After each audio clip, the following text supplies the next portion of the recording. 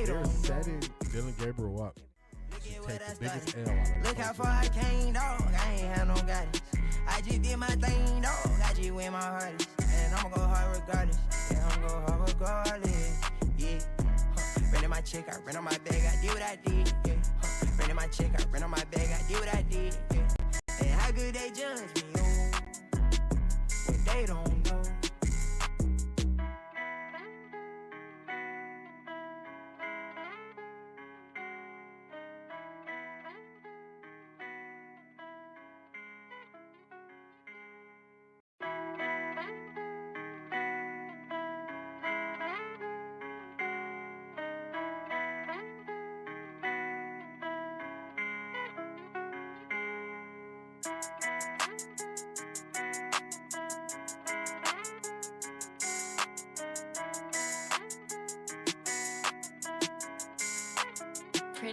Look at what I did, look at what I started.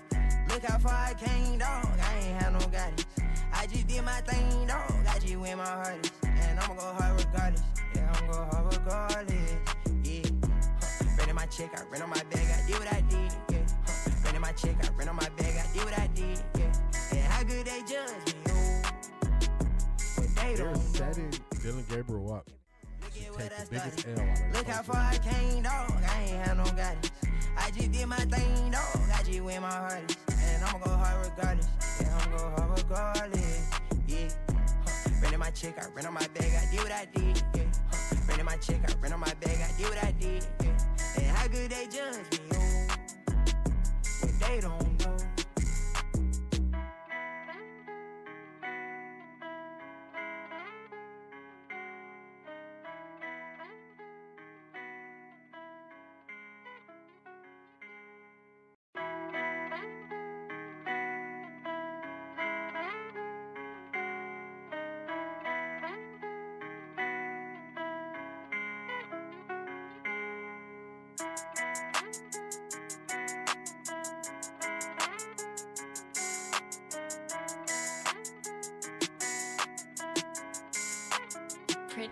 Look at what I did, look at what I started.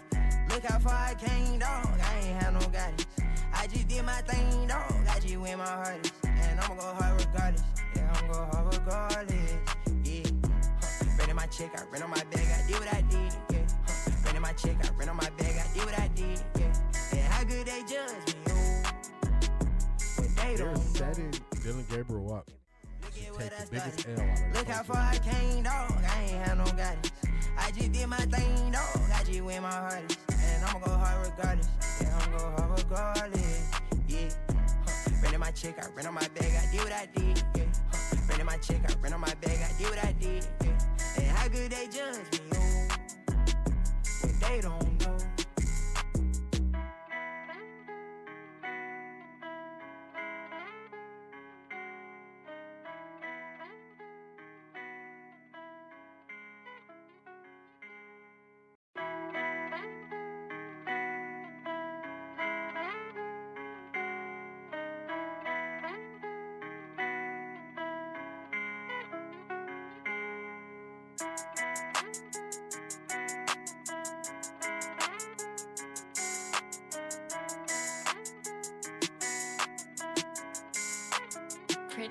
Look at what I did, look at what I started. Look how far I came, dog. I ain't had no guidance. I just did my thing, dog. I just went my hardest. And I'ma go hard regardless. Yeah, I'ma go hard regardless. Yeah. Renting my check, I rent on my bag, I did what I did. Yeah. Renting my check, I rent on my bag, I did what I did. Yeah. And how good they judge me, oh. But they They're don't know. setting Dylan Gabriel up to take the biggest L out of Look how far I came, dog. I ain't had no guidance. I just did my thing, dog. I just went my hardest. And I'ma go hard regardless. Yeah, I'ma go hard regardless. Yeah.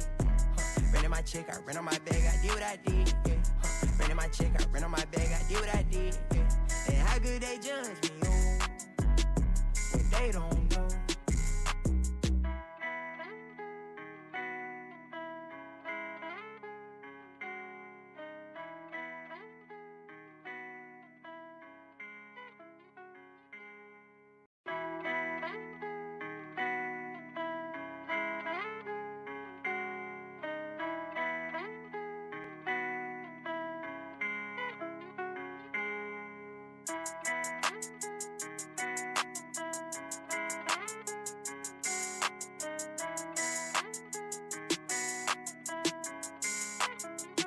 Look at what I did.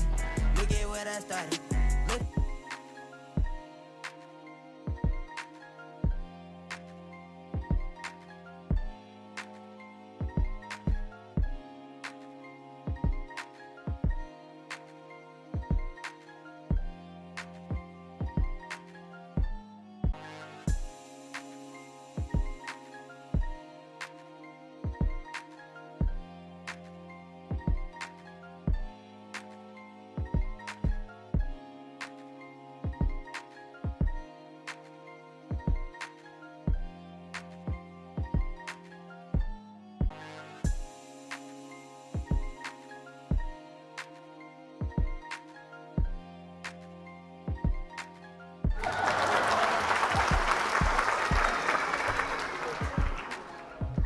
Good morning, good morning. What is going on? Let me get on the screen.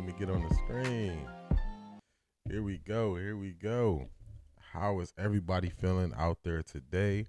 Hopefully y'all are doing well. I'm still in that recovery mode, getting better day by day. What's going on, Selma Fudd? Here we go, Brownies. Here we go. Woo, woo. Here we go, Brownies. Here we go. Woo, woo. Here we go, Brownies. Good morning, Latika. I don't think he went to school nowhere.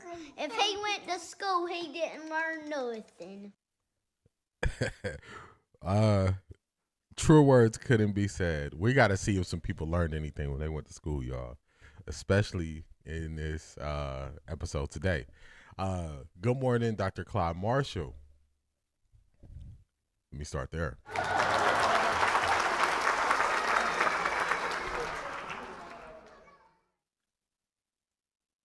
Condolences to Jesse Jackson Sr., a member of Omega Psi Phi. Yes, RP to Jesse Jackson. I believe he passed away at the age of 84. He did a lot of great work, a lot of things for Black people throughout his life. His legacy will live on. So definitely condolences to him and condolences to his family, I should say. Where we at? Sassy Sagittarius. Good morning.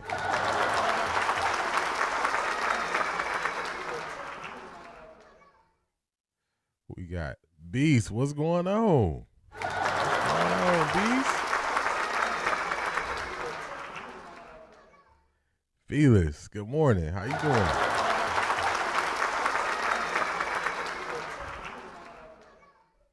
Jizzle, what's going on?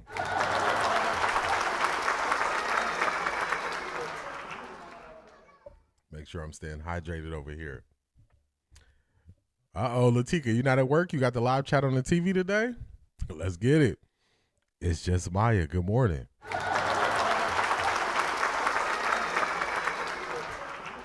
Channing is top shelf goofy. He is. Channing is definitely a person who needs to think before he speaks. He definitely needs to. Charmaine, hardest working woman in Ohio. Good morning.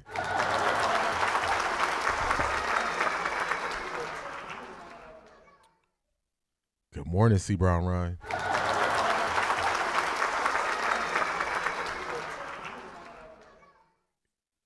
Key Mathis, ATL in the building. Good morning.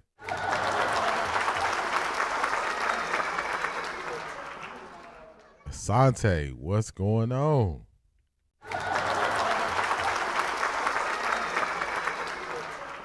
What? Did I miss Black Pearl? Top of the morning, Black Pearl. Top of the morning.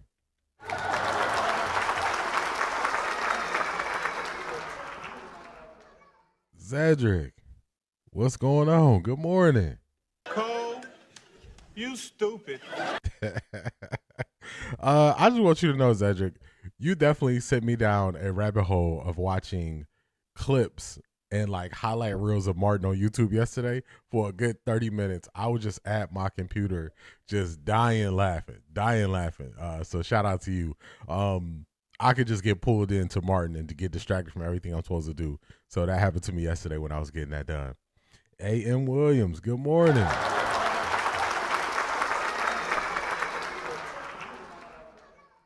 CO7111, good morning. Hey, You got to get to the money. Get to the money. I got money. Get to it. All good, all good. All right, y'all. So I've been working. 13 Pro Cal. It's been a while. How you been doing, man? How you been? It's been a while. I'm telling you, Cedric, I was just watching. I was trying to find one with Martin and Gina, and it was a wrap after that. I just started watching so many clips. I'm like, oh man. Just threw off stuff I need to get done at that time. It's all good. It was worth it though. It was worth it. Let's go. Latika got her shirts yesterday. I like both of them. I didn't know I was getting two. Thank you. You definitely want to be a part of anything we got going on, because the way y'all support me, it's the least I could do when we have something, make it worth your while. So definitely glad that you enjoyed the two shirts. Just do me a favor, post a picture, you wearing the shirts or the shirts in the group chat. So when everybody get their stuff, I'm just going to show everybody, some of the prizes that people got. So I'm so glad you like everything, Latika. Let me see.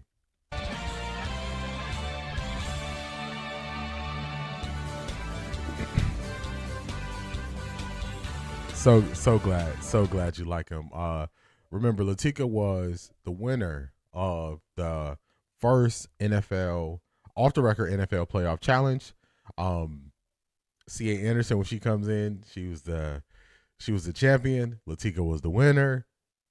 C.A. Anderson actually shared her prize with Shanithia. So we're gonna keep y'all updated. We're gonna let y'all know what the prizes were, so y'all can get a feel for what we're gonna do next year for the playoffs. So we're gonna do it. The Cleveland haters have a loser mentality. Let me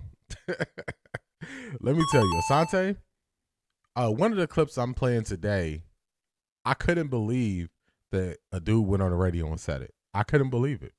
I was so surprised. What does GTD stand for, Tommy? Zedric, that was one of the clips. He had that black book. They was in court. He had that black book. He said, "What does GTD stand for, Tommy? What does it stand for?" Got the draws, dog. Got the draws. Martin started running around the courtroom. Oh my goodness. That was one of the clips I watched yesterday. That was one of them. I can watch Martin at any time, y'all. Martin could just take over whatever I got going on. That's my favorite show. Shout out to you, Latika. You got them picks coming. We appreciate it. Ivar, Sapase. How you doing?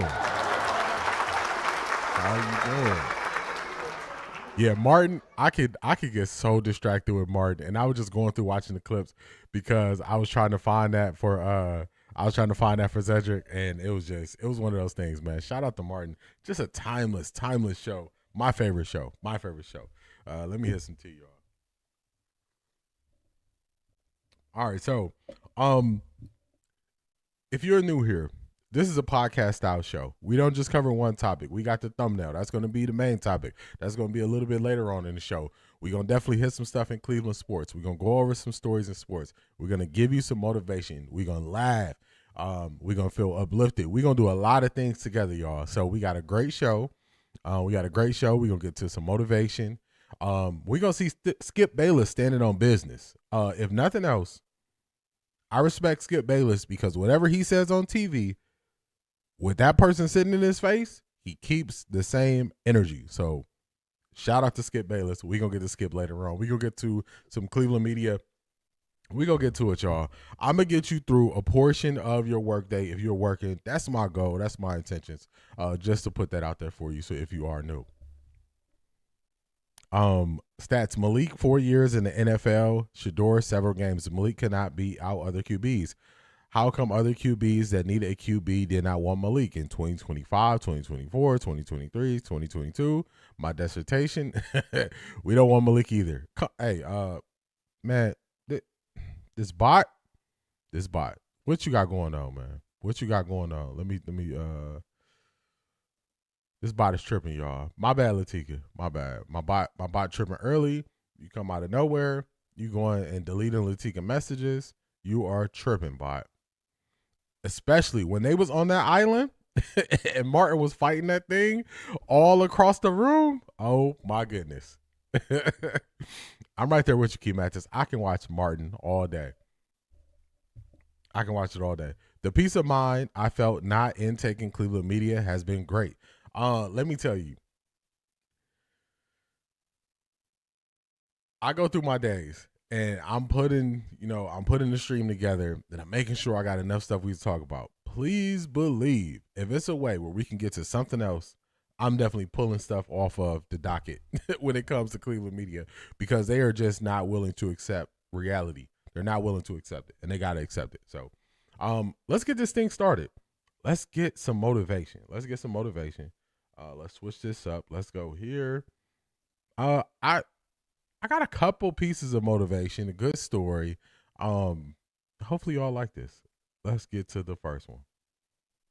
This is throwback, y'all. This is throwback. Types of players who love to win and players who hate to lose. Which one are you? I'm neither. Meaning? Meaning that, I play to figure things out. I play to learn something, right? Because I think if you play with a fear of failure, or you play with the will to win, or that supersedes the fear of failure, I think it's a weakness either way. Right, because if you play with the fear of failing, you'll have the pressure on yourself to play, to capitulate to that fear. If you play with the sense of I want to win, then you have the fear of what happens if you don't. But if you find common ground in the middle, in the center, then it doesn't matter. You're unfazed by either, right? And that enables you to really just stay in the moment, stay connected to it, and not feel anything other than what's in front of you. So I try to just be dead center. So a lot of what I'm really realizing is, as I listen to these former athletes, the more they speak, it definitely was levels to the game. We knew it was levels to the game, but what I'm learning more is a lot of different levels in between the mindset and the mentality of people. And the people that I'm drawn to, they have a certain level of seriousness to them, a certain level of they want to be the best, and they're not going to compromise that for jokes or laughs or going viral or TikToks. So that's what I hear from Kobe. And you weren't going to be able to use him missing a shot against him. You weren't going to be able to use failure against him. He was still going to show up that next day and give it his all, because he knows he put the work in. He put the work in. So let's hear some more from Kobe. people in general are afraid of failure. How did you become one of those people who doesn't seem to be afraid of failing? It doesn't exist. It's not existent. What the hell does that mean? Seriously, what does failure mean? It's not. It doesn't exist. It's a figment of your imagination. What does it mean? You're pulling a Jedi mind trick on me right now. I was like, does it exist? No, I'm serious. I'm trying to think, how can I explain it? So, let's use happy endings, right? And then we can relate this to failure, why it's not existent. Everybody talks about, everybody wants a happy ending, right? Now let's go to the reality of it, right? Let's look at a fairy tale story. Let's look at Snow White. Mm-hmm. She gets a happy ending. She finds Prince, whatever, she goes on. She lives happily ever after. Well, I call bullshit on that, because 2 months later, the fact is they had an argument and he's sleeping on the couch. Right? So the point is, the story continues.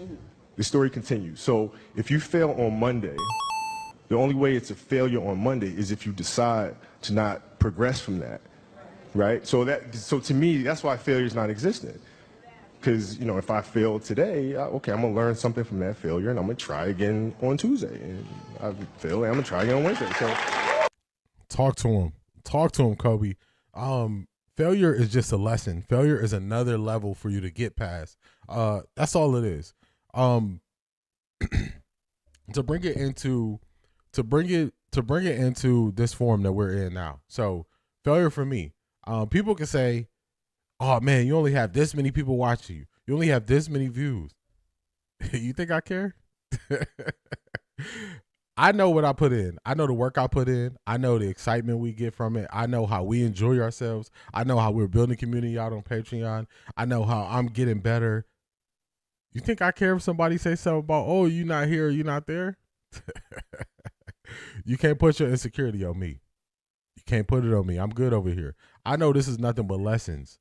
I remember when TikTok would not let me live stream over there, I would go live on X. Before I ever really start putting anything on YouTube, I would live stream on X. I might have 3 people watching me. I might have 1 person watching me. I was doing the same thing I'm doing now. Same thing I'm doing now. It didn't change. Microphone is better. Microphone placement is better. Those things change, but me and who I am, it stayed the same through it all. So I'm right there with Kobe on failure. right there with him. It's just I remember watching this interview. This thing is special. I had this one waiting. Shanithia sent me something that tied in great with this. So I had this one waiting, and I've been waiting to play this one from Kobe. I've been waiting to play this, so I really like this one. I really like it. I can imagine how Shador must felt during the season dealing with all the negativity coming from Cleveland media. It's draining. It can shift your energy. Shador mentality is unmatched. Talk to him, Black Pearl. Talk to him. That's why I believe in Shador, because everything he overcame in his first year. Everything he overcame. Weather Levins, good morning. How you feeling?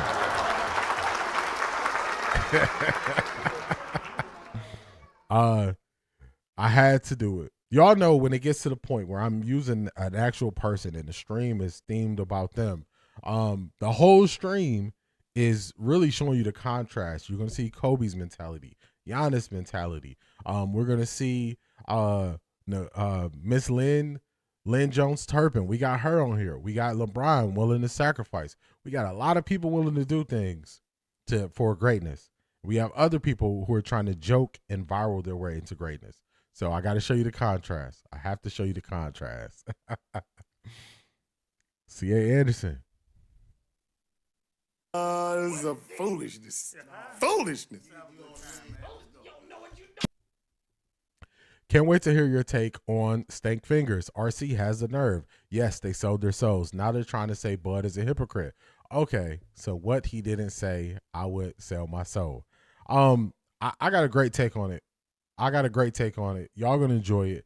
I'm gonna take it back to the first episode, how they spoke.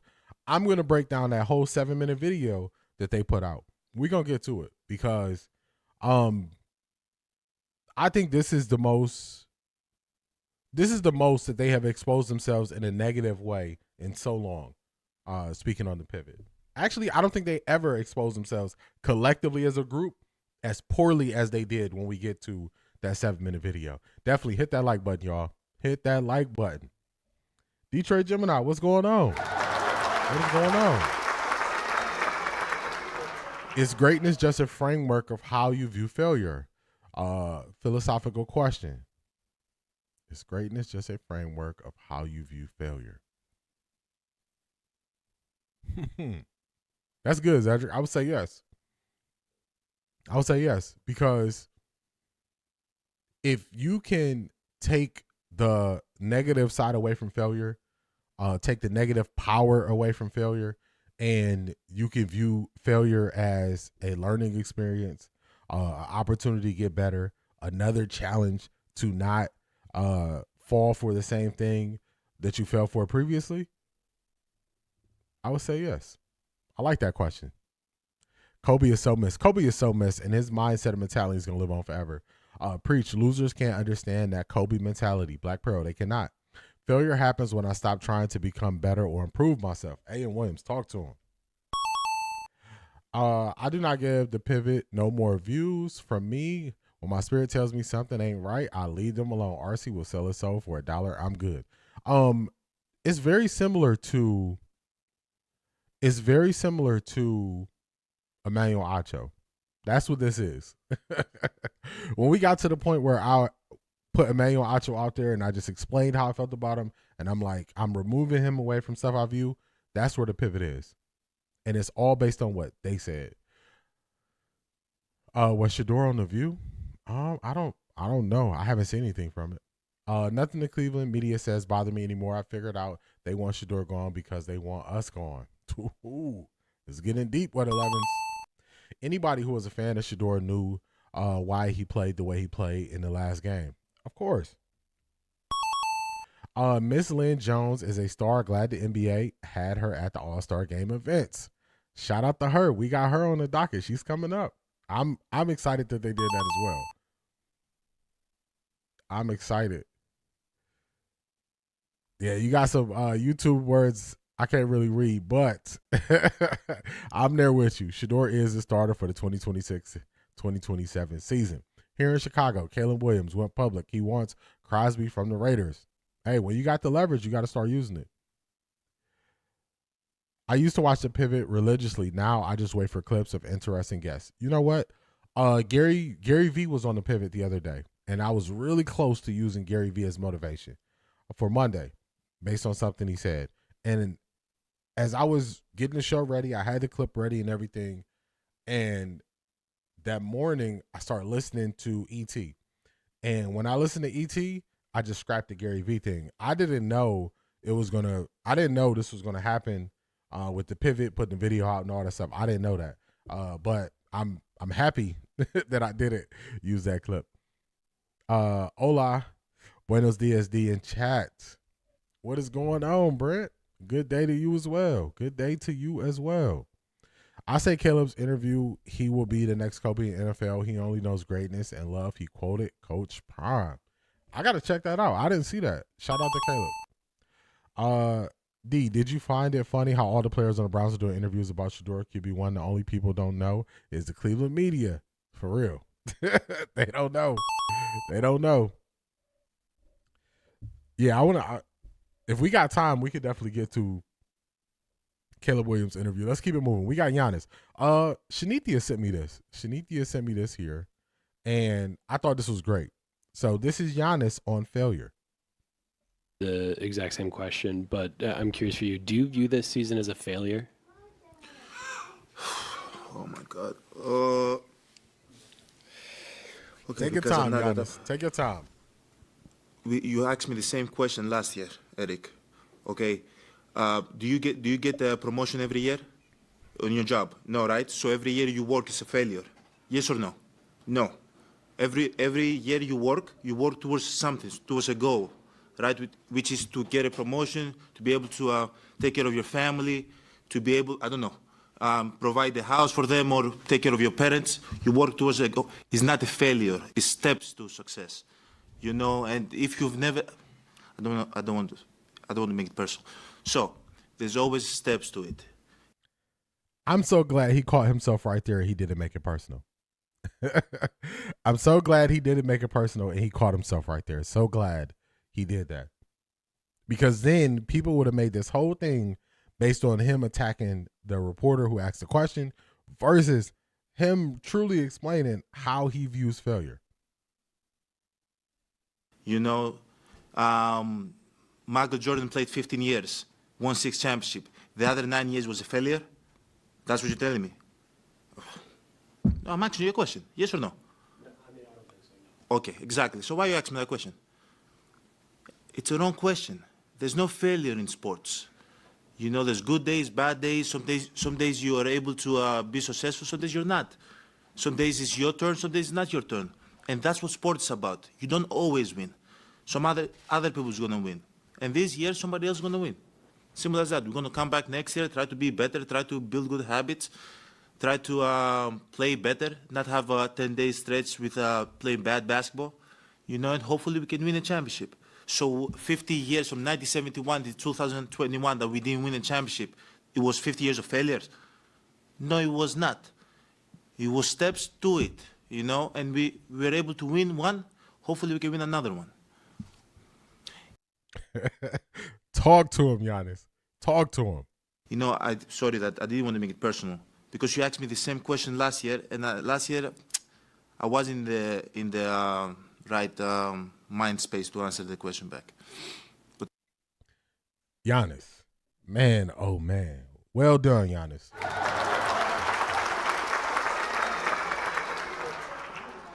He gave examples. He explained it. He caught himself where he was going to take it too personal. He acknowledged that he asked the question last year. He acknowledged that he wasn't in the right place to answer the question last year.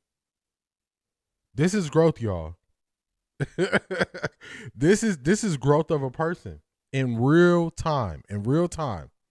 Giannis has had a couple situations in the NBA that I think he's handled so well. And in the playoffs last year, when Tyrese Halliburton's dad ran all up in his face and Giannis just looked at him, I think that was one of the best things Giannis could have did. He showed restraint after a loss. Somebody ran up on him. They're talking smack in his face. So shout out to Giannis. What people want to do is they want to eliminate your greatness and they want to curb your greatness to try to minimize your impact. This clip right here is 2 years old, but this clip will live on forever, and people will play this for their kids. They will play this for teams. They will play this for everybody the same way we do stuff with Kobe. So shout out to Giannis. I just love how he did everything and how he handled this. Let me catch up in the chat real quick, y'all. Shout out to Giannis. I think we left off here. Browns are really dumb not to name him the starter from a marketing and business standpoint alone. Brett, I agree with you. Wet 11s, I love Giannis. Giannis's mindset, mentality, his growth, how humble he is. I'm telling you, Giannis is special. He is special. Get him, Giannis. Yeah, he had to get him. Yeah, I can't do it. I don't care who's on it. My attention is valuable and not spent on reckless mouth people. Keith Matthews, I'm guessing you talking about the pivot.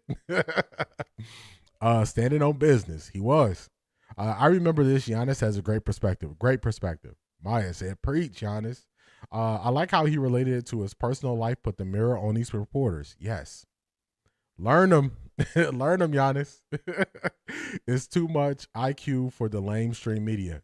It's way too much. I don't like it, but I understand because Monken is the new coach. Let him announce it when he is ready. If he doesn't, people are going to complain that the job was given to the shore. He will earn it, no doubt. I think that's the way it's going to go as well. I appreciate us talking about how others may see failure. Successful people call it steps to be greater. This is really helping me this morning. I'm glad you like this, Keith Mathis. It's just making sure as we go through the day, everybody got a good mindset. Everybody has a good mindset. That's why we do motivation. Side note, I got to tell y'all a story. So I used to work in corporate. I used to work in human resources. I'm big on motivation. I'm big on quotes. I used to have a thing on my desk, and every day, 5 days a week, I would update it with a new quote. And I would have all type of people. I would have higher ups in the company coming past my desk to see what my motivation was. I would have the janitors at the end of the day walking past, seeing what my motivation was. I went one day, I didn't change that motivation. Man, you would have thought I let 200 people down because they were looking forward to it, and I didn't understand the importance of how those words were helping them. And from there, I always use motivation. So if y'all notice, I had motivation. I didn't have motivation in the stream. I took motivation away. I asked y'all if y'all like it. Y'all like, nah, we like it. I brought it right back because it was a similar thing I went to when I was still working in corporate. So it helps me. So I know I'm not the only person that can help. Superman replacement. Hi, Shador. My name is Steve Reeves. I am the original Superman. I recommend you to replace me. The majority of the non-melanated media is your kryptonite. Yeah. They got to give him the program. Giannis sounds like I'm guessing that's Kobe, because I think he does. They want to bait you into responding negatively. I agree. Michael Jordan always said you must first know how to lose in order to know how to win. I agree with that. What do you think about the Michael Jordan situation in NASCAR? I think Michael Jordan was out of line and kind of not really understanding the times. I see people trying to, say, oh, he put ice in a kid's shirt and all that stuff, but people will judge your actions first, and then they will try to cancel you before they look at the situation and find out what the details are. So I would just say, for Michael Jordan, just think about how you portray yourself in public, because everybody's watching. Everybody's watching. That's what I would say to Michael Jordan. Dustin, what's going on? Welcome back. Welcome back, Dustin.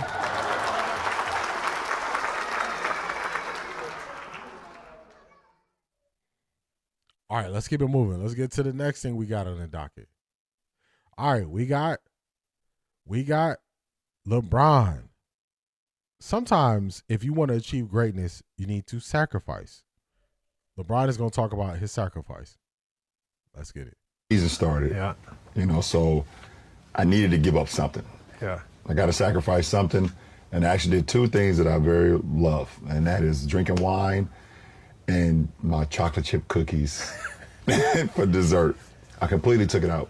So I was like, okay, I wasn't playing. I missed, obviously, I'm well documented, missed the first 14 games of the season. I wasn't playing in November, missed all of training camp, everything. So I was like, all right, I got to take something out. I got to sacrifice something, you know, and for the whole month of November, I was like, I'm going to do no desserts and no wine, no liquor, no nothing for the whole month of November. And yeah, I did that. And I actually went all the way. Once I got to December, I was like, oh. Yeah, keep going. I kept going. And I didn't have my first drink and my first piece of dessert until New Year's night. So I ended up going basically 2 months. That's pretty impressive.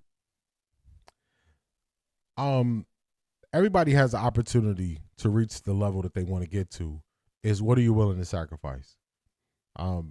So some people aren't willing to sacrifice alcohol, social events, and all those things. They prefer that over getting to where they would like to be. Everybody has the same amount of time. For me, I'm willing to sacrifice to get where I'm trying to go. This is LeBron showing what he was willing to sacrifice to get back in the best shape. Where we leave off at, Cleveland media just wants a great white hope for QB, but can't come out and say it in fear of backlash. They just got to stand on who they are. Just stand on who they are. That's what they got to do. See when we say given to Shador, going to say Emmitt Smith said, why not? They gave it to Dart, Shuck, and Ward, and a host of others. The fact that he went through all that, he has earned more. I think what he went through last year has shown it. I think they're gonna look at it differently. MJ is so out of touch. That's played out. Yeah, just you got to be more aware. You got to be more aware how things can be viewed around you. Good morning, Miss Sparkles. Good morning.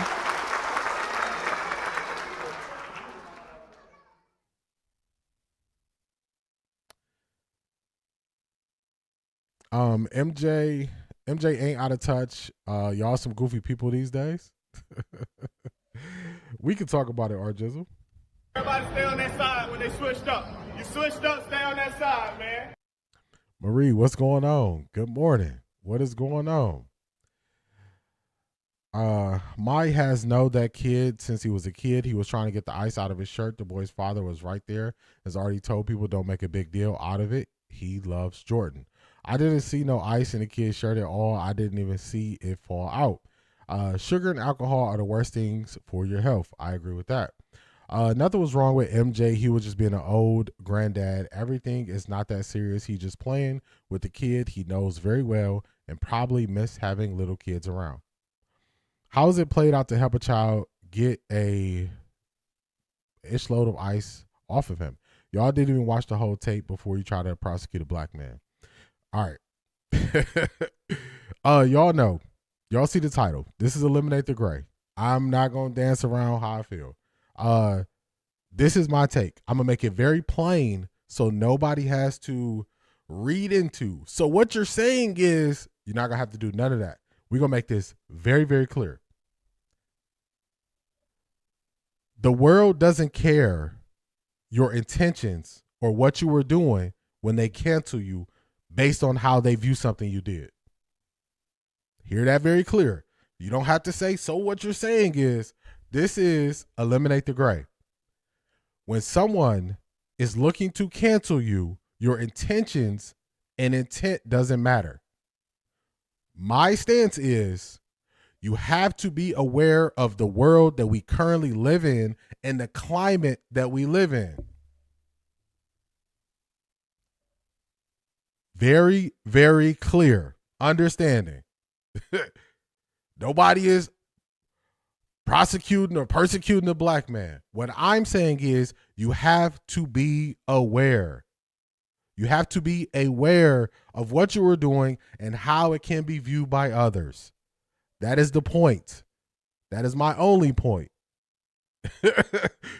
Does everybody understand? Am I saying cancel MJ? No. Am I saying I have an issue with it? No. Am I saying I didn't watch the video? No. It's very clear. Now, if you would like to respond to what I just said there, we can always have a conversation. You don't have to agree with me here. We don't have to agree with each other on every step of it. That's not how this works. Every person here is free to have their own opinion and their own view. But listen to understand. Don't just listen to respond and then try to put words in somebody's mouth. So now we clear on it. We're very clear on the MJ thing. Hopefully it's clear for y'all now. Now, if you want to follow forward and have a conversation, let's do it. You want to have a conversation, let's do it.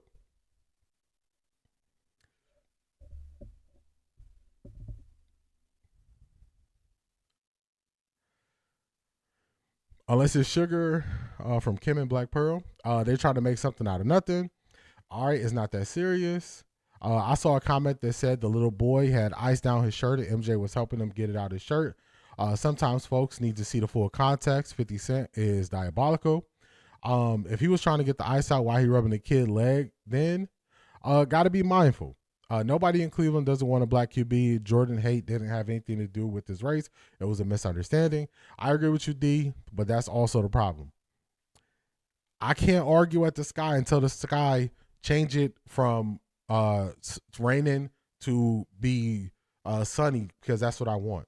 What I have to do is I have to adapt to it raining. I have to adapt to when it's cold.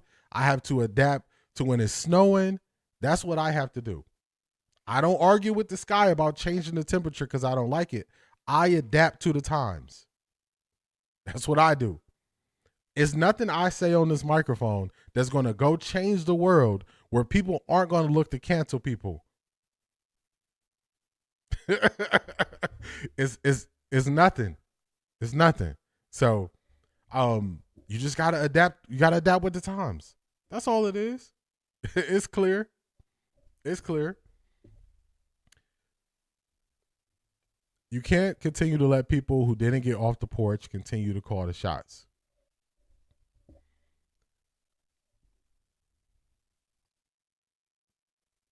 It depends on the arena. It depends on the arena.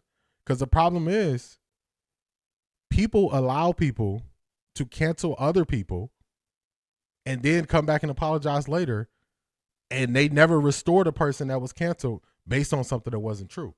So we can say losers shouldn't make the rules, but in certain instances, losers make the rules. And it's because people follow it. So I hear you. I hear you and I understand. Let me get some tea.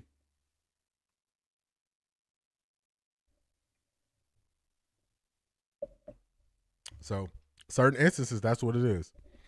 There is no way MJ would have done something inappropriate for all to see a child. Folks are taking snippets and changing the narrative. These times are wicked. They are. Look at AI. Look at how people use AI. Look at how people have to apologize and come out and say, this isn't me, that isn't me. So I can argue with it. I can tell you it's not right. It's not right to persecute someone and accuse them without having full truths. But that's the world we live in. So it's up to me to adapt and handle it accordingly. Excuse me. It's up to me to handle it accordingly. So that's what I do. That's why we like you, D. Cerebral, calm, and informed. That's it, man. I didn't see MJ. This is funny how they canceling and go. Ain't it a little too late to cancel him? Are they talking about stripping him of his titles or taking his millions, billions? Usually what they want to do is they want to impact your pockets moving forward. That's what they want to do. So, they'll, we're not buying Jordans anymore. We're not doing this anymore. It's like, okay. Okay. People been hating on MJ for decades. This this is just something new to hate on him. MJ is fine. We hear you, D. It's not a big deal. People pick and choose who they hate on. Same with Shador. Talk to him. Talk to him. Detroit Gemini, sometimes I just have to make it very plain and simple and clear, because you can kind of sense it about to be so what you're saying is, it's like, nah, you're not going to, so what you're saying is, you're not going to summarize me. I don't even allow YouTube to summarize my chat. If you watch a replay on a lot of people's stuff, it allows YouTube to summarize their chat. I don't even allow YouTube to summarize the chat. If you watch the replay, once it processes, you get to see what everybody's saying in the chat. So that's just certain stuff. I just make it very clear, very clear. Latika know what it is. Exactly that. They only want to cancel certain people. That's a fact. I'm good if the kid's father is good. What 11s? That's it. An apology is never bigger than accusation. I agree with that.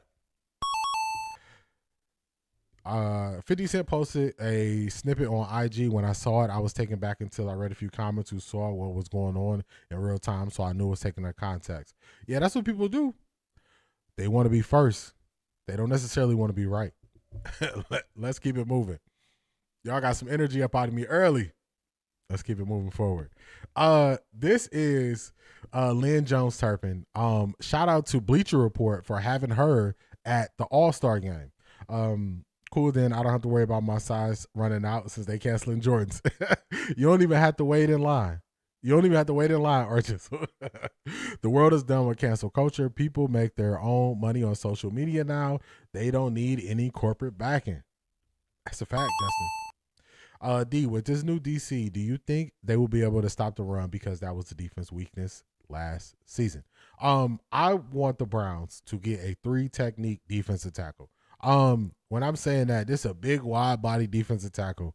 Probably weigh 360, 370 pounds. Low to the ground. He can move the center all around and steer the center out of the way to wreck the run on early downs. That's what I want them to do. So if they can implement that, we don't have anybody that's that body type on the team currently, but if we can get somebody, hey, we need you on first and second down to make sure we slowing down the run.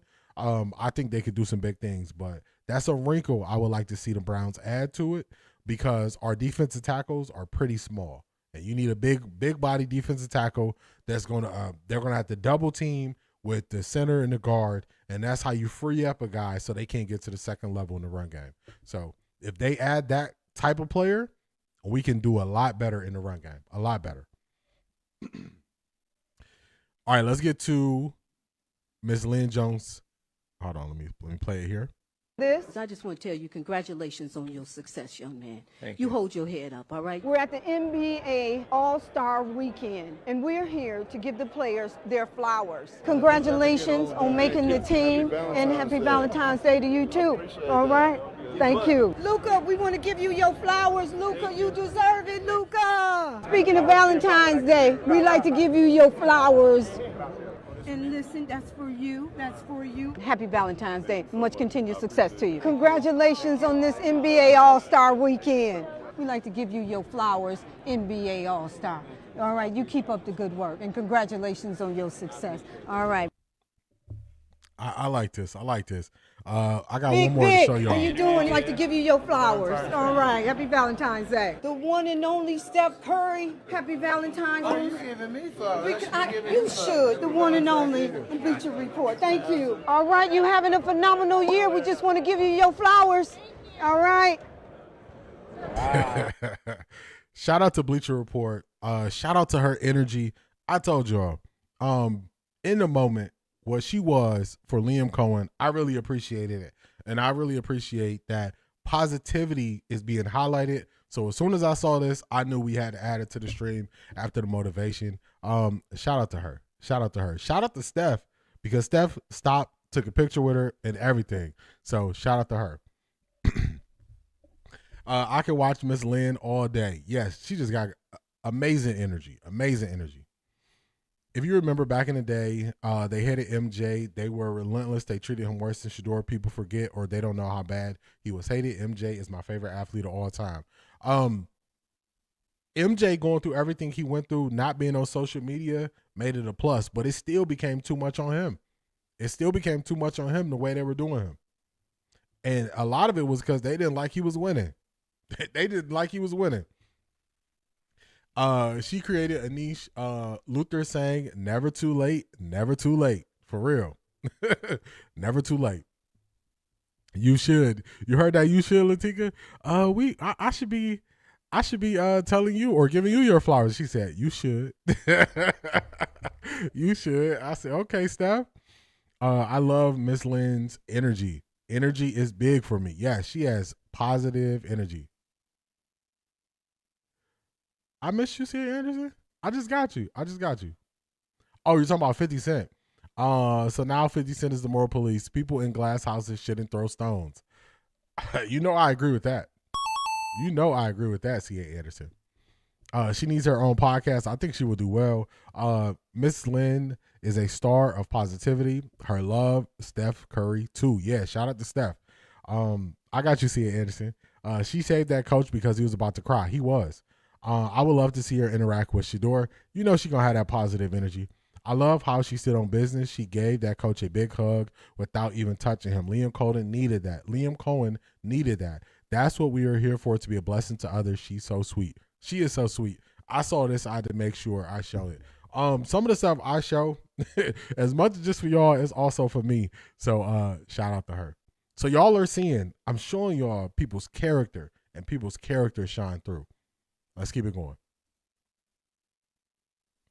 Now, we're going to talk about people who claim to not care what people do and say, but they talk about it. So, the NFL owners don't want the report cards of teams coming out anymore. Why? Because they care how they're being shown in the light and how they're being graded. I hope Ms. Lynn get to talk to Shador. They got to start. They got to send her out there. I don't think we play Jacksonville this year, but maybe when they play Tampa. So this is about the NFL report cards. If the NFL owners didn't care about the report cards coming out, they wouldn't be fighting this. Let's listen. One, a grievance ruling on the question of whether or not the report cards can be publicized. The NFL lost on the question of whether or not the report cards can be destroyed. They still exist, and a new wave is coming, and I'm told that they are coming soon. Now, typically, the results are announced and published during Scouting Combine week. Whether it's that week or the next. So just a quick question. The NFL owners are fighting for these report cards to come out where they rank the team's facilities and all those things. We do play Jacksonville this year? Yes, we play Jacksonville this year. Dang, I done forgot the schedule. Dang, okay. Maybe they might send her up to Cleveland then. I wonder will we get some additional reporters in Cleveland? We need some. We need some. Now, to me, this means the billionaire owners don't want the report cards coming out based on how their team is viewed. You're going to hear people later in the stream say they don't care what people do and say about them, but they're going to respond to it. And I think that is a big lie. They just make it worse by trying to hide things. I'm with you, R. Jizzle. Good morning, Ms. Brown.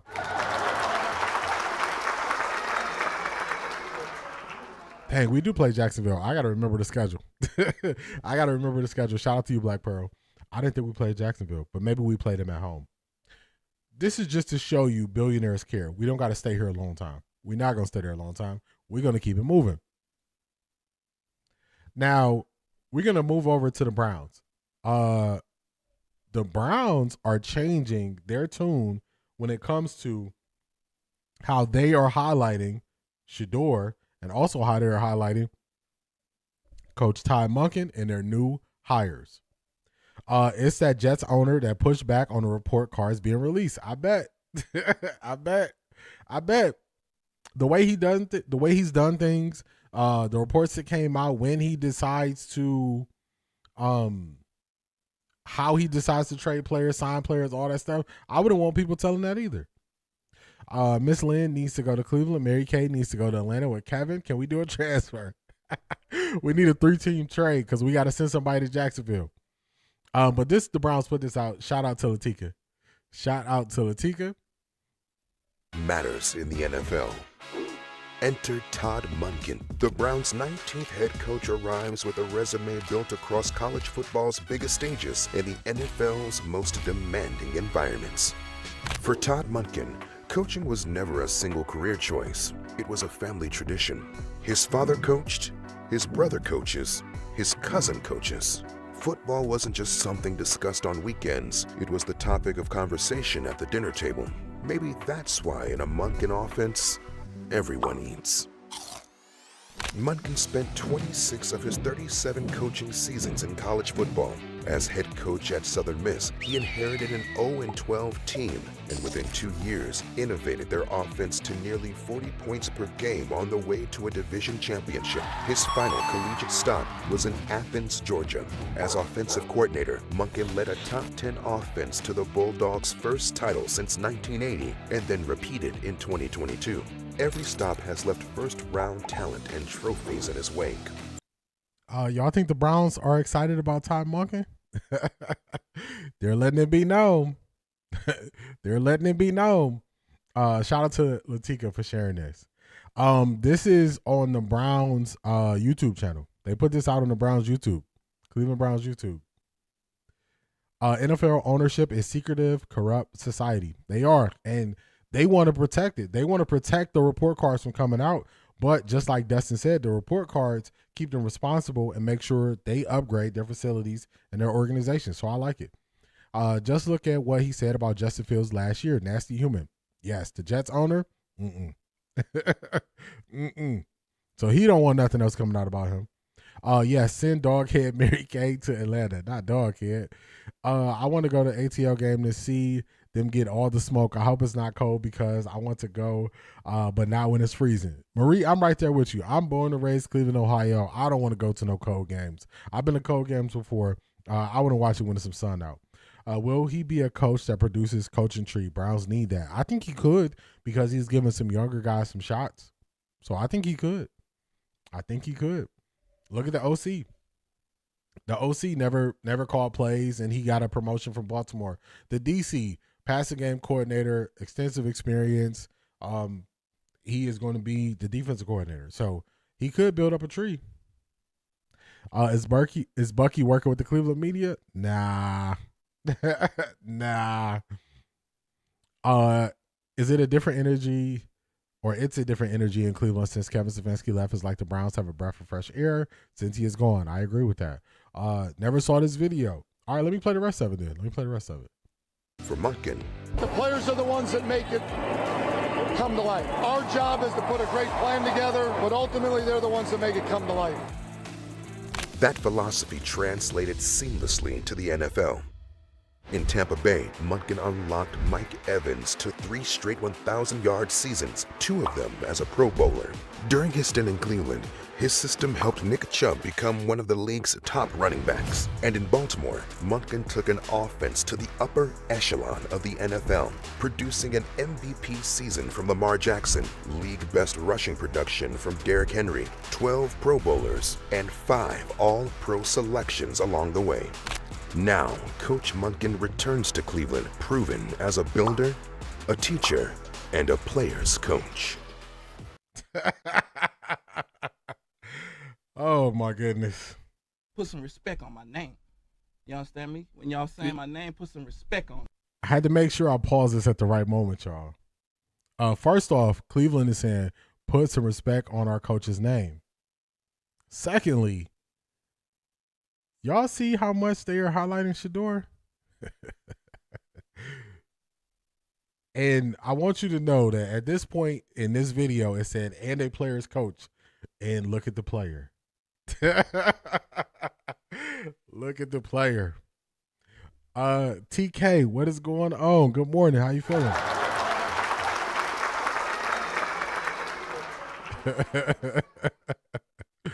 New Cleveland. Cleveland's culture is changing. It's definitely the new Cleveland. Because what they mean, new Cleveland, players coach, shots fired. I present to you the Todd Father, everyone. Is that video from the Browns? Yes, it is. Yes, it is. I got y'all. This is from the Browns. if you want to check it out. It's right there. That's from the Browns, y'all. That is from the Cleveland Browns. So I dropped it there so y'all can check it out. That's the link to the video. Has anybody else met him yet? I'm pretty sure he's in the building. So whoever around the building is there. We turned in the corner, y'all. The Browns are changing. All right, Jizzle. Now let's get to the defensive coordinator.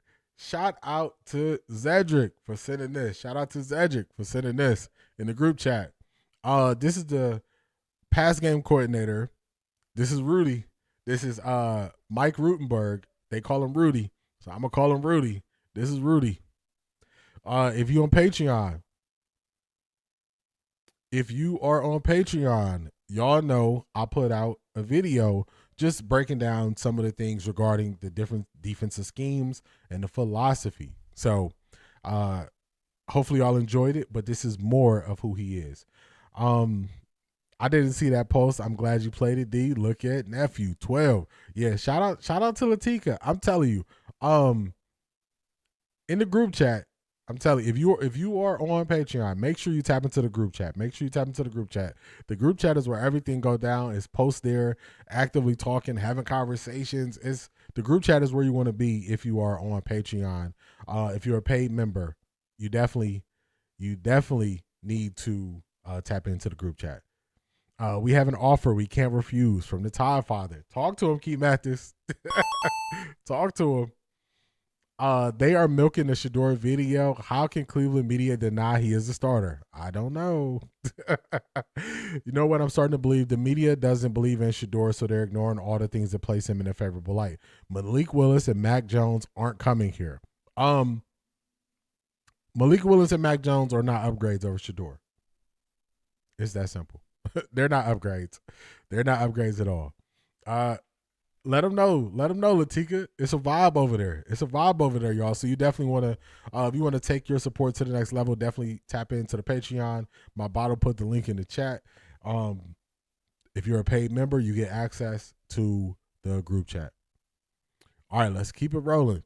This is our defensive coordinator. This is his energy.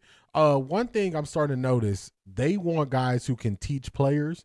And what I'm hearing, Todd Monken, we see it. I believe Todd Monken is going to be able to teach players. Rudy, they're talking about his ability to teach players. So they want to teach a young team, and that's how they're building out. It's funny because today on my For You page on TikTok, there was a tarot card reader that popped up talking about the new Cleveland Browns energy. That's funny. Deshaun and his wife in Europe holding up the wrist. They know. Everybody knows. The Browns put up a video of best dressed players of the season. Shador is the first one of the video. It's his team, the end. There you go. Our Jizzle, he's finally conceded. I guess y'all can keep Shador. I can read the room, Cleveland. Our Jizzle, hey, we got room. We got room on our primetime games if, you want to tap in. If you want to tap in and be a Browns fan, an honorary Browns fan. Monken is a player's coach, and he's hiring men like him. I agree with that. Let's get it. The wire. We got the wire on today. Cleveland has lacked coaching and player development. I agree. For 6 years, it's hard pressed to find anybody on the offensive side of the ball. Who has anybody who has upgraded themselves or developed on the offensive side of the ball and played better. So let's play it. We got the wire on today. Let's go. You can call the car. You got some sunscreen? What are you talking about, the mic? Dustin, you got to explain more. Barry needs to be calling 30-30, not wait for them to call the Browns. Oh, my goodness. It would do numbers. Big numbers. Yeah, I protect Yeah, Dustin, my explain skin. what I you're care talking about. about. My family. Well, you don't put it on the inside, do you? I don't know. I put it on my hands and put it on my face. Oh, Yeah. care about my family. That's Yeah. what I feel then. Yeah. I mean, Yeah. yeah. I'd like to be around for my family for a long time. Hello, dog. You good? Great, man. Great. Great. Because you're great. Oh, jump the spot all day. Pick that. That looks so bad. Oh. That looks better. Oh, got you. Okay, got you. Oh no, it's all good. Just reading comments. D, how many primetime games you think we get? I can't believe I said. I guess I'm all in now as a Browns fan. You hear it now. You hear it now at 11s. We already know we playing overseas twice. We already know that. So those are 2 standalone games. We'll call those primetime because they're standalone. I'm saying 5. I'm saying 5. 5.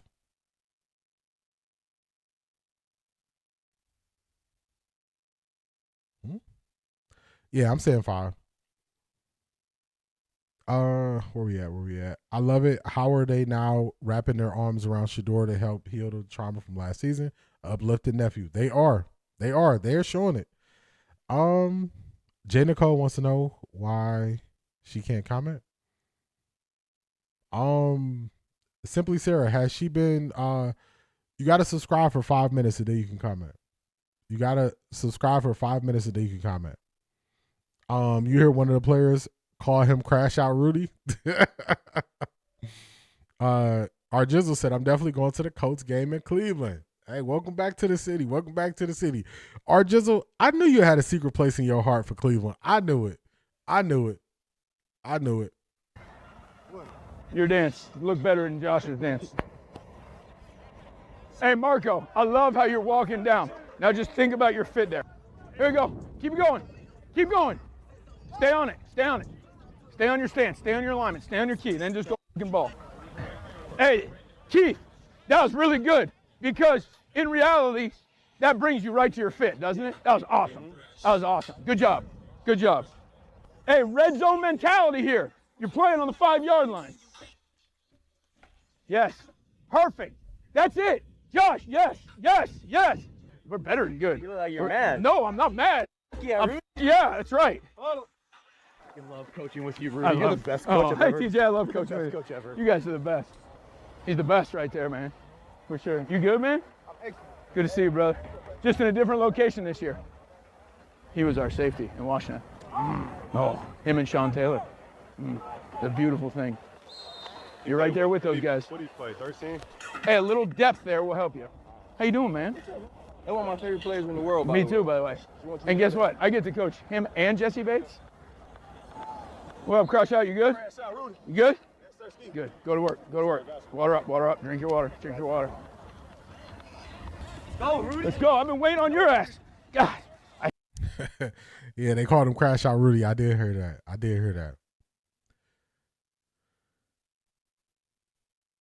When do you think we play on Christmas or Thanksgiving? Then you know we have arrived. Yeah, it's gonna take a little time. I don't know. I don't think this year.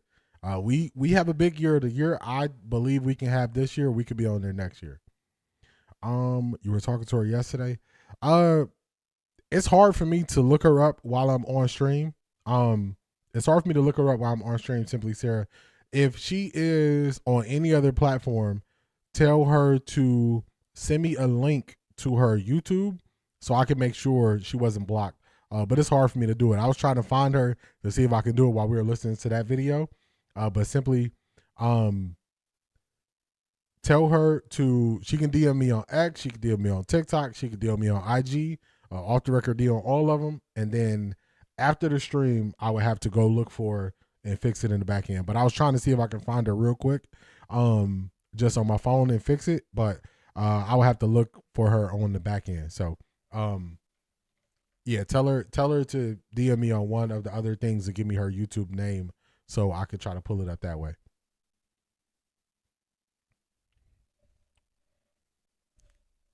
Our Jizzle said, I ain't never been a hater. All good. You know I'm messing with you, man. Blue collar man, Brent. For real. He's right there in the middle of it. It's just Maya. You hear it. Positive reinforcement. You see it. He's building them up. We are getting ready to become America's team. Move over Dallas. Prentice Premier, Marie, they not ready to give us that title yet. They not ready. I love nice people. For real. This will be my 4th year being a season ticket holder. So now you know why I was pushing for Shador to come to Indy. Oh, I know. I got a friend that's a Colts fan for a while. I can't imagine how excited he is to coach Miles and the rest of the defense. For real. If she can see this video, she definitely not blocked. Yeah, I try to look into it. I try to help her, but it's hard to do it live. I don't think they're playing the Colts this season. They don't. I checked.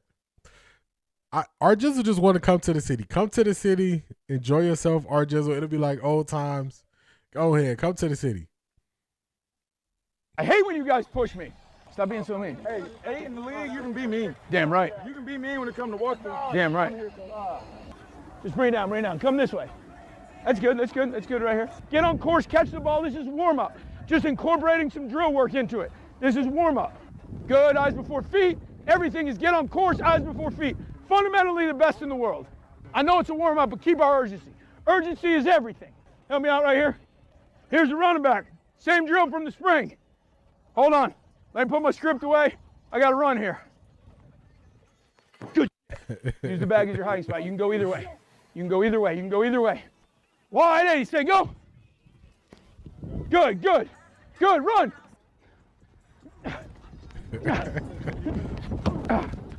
Woo! I see Jay. So I just let this play all the way up until he was doing the drills with them. I don't know what it is. When I see coaches actually a part of the drill and not watching it, also coaching guys up and speaking to them, when I see this, I'm like, okay, I get it. It's all about teaching. Or we're going to have a young team in Cleveland. So they want to make sure that our guys are learning so they can play faster and play better. So I like it. I like it. I like it.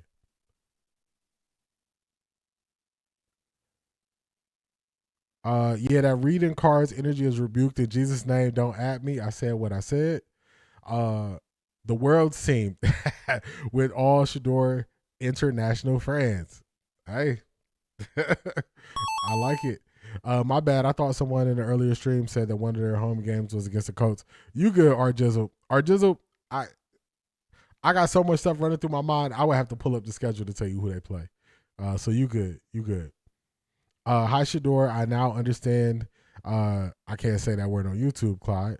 If you look horrible as I did against the Seahawks, the non-melanated media would have wrongfully crucified you, Drake May. Oh, man. If Shador's preseason game, they attacked him more than they attacked Drake May for the Super Bowl or for any game in the playoffs. Shador's preseason game as a rookie, they attacked him more than any game during this whole season for Drake May. Regular season, postseason, Super Bowl, anything. So it's not even close. Not even close. Let's keep it moving. That is Rudy. That's Crash Out Rudy, as they call him. Now, this is Cleveland Media. Cleveland Media is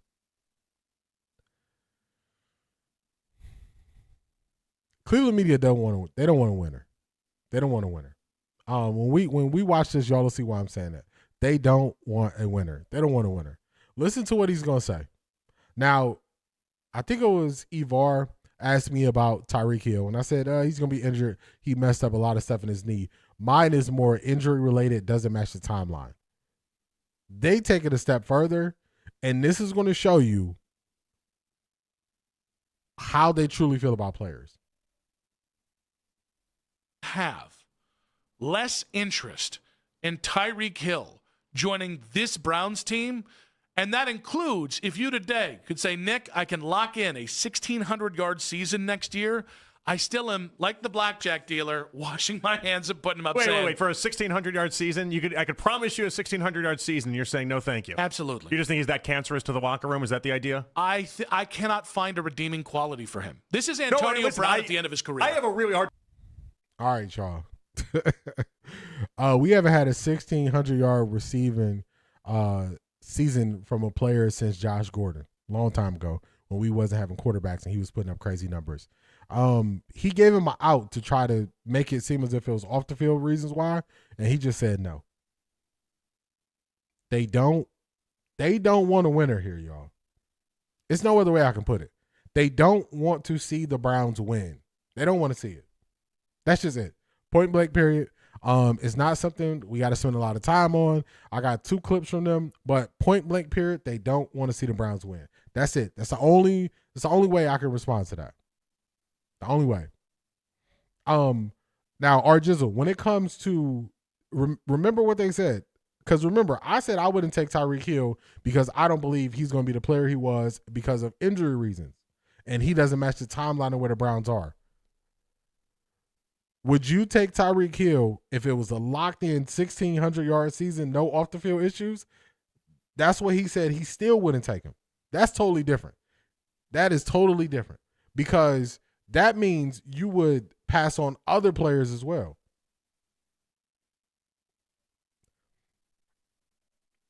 They don't want the Browns to be good. They don't want it. And hopefully y'all heard what they said. Thank you, C.A. Anderson. Looks like they play in Paris October 25th. That seems so far away. Y'all going? It do seem far away, far away. I'm so sick of the Cleveland media. America's team incoming. Guys, timing is perfect timing. Talk to him, Marie. Arjozo, I wouldn't touch Hill. They made a living off bashing the Browns. I agree. Yep, the Browns will be American global team. We're going international. Shador is a global superstar. He is. Brent says Mike Evans before Hill. I agree with that as well. How old is Hill? It just seems like he's been around for a little while now. He has to be in his 30s, maybe 31, 32, somewhere in that range. Exactly. Arjozo, that's what I'm saying. That's different. If you could, before the season, this guy going to give you 1,600 yards, no off-the-field issues, and you still would pass up on him, you just don't want to see the team win. And he gave him an out. I'm going to play it back real quick because we're not going to spend a lot of time on him because we don't have to. Team, and that includes if you today could say, Nick, I can lock in a 1,600-yard season next year, I still am, like the blackjack dealer, washing my hands and putting them up. Wait. For a 1,600-yard season, I could promise you a 1,600-yard season. You're saying no, thank you. Absolutely. You just think he's that cancerous to the locker room? Is that the idea? I cannot find a redeeming quality for him. This is Antonio. So I want y'all to hear that. He tried to give him an out. He didn't take the out. They don't want to see the Browns win. Let's keep it moving. Let's keep it moving. We don't have to spend a bunch of time on them. Most of Cleveland media aren't fans of the team and aren't invested in them winning. I agree with that. D, if the Browns are good, what else are they going to talk about? Man, oh man. They're just going to ride the wave of them being good. They're going to just ride the wave. Listening to Cleveland media sounds like they are in the 50s when TV was black and white. They are old and archaic in their thoughts. It's awful. I wonder who really listens to them in Cleveland. People in Cleveland listen to them. Jonathan been trying to make sense of Nick's takes for weeks now. Going off the deep end. Oh, it was views right there. Okay. Archaic in their views. I wonder who really listens to them. What the heck happened to Dylan? Nobody's even talking about him. By the way, the people are still giving his fiance fever on TikTok. Hey.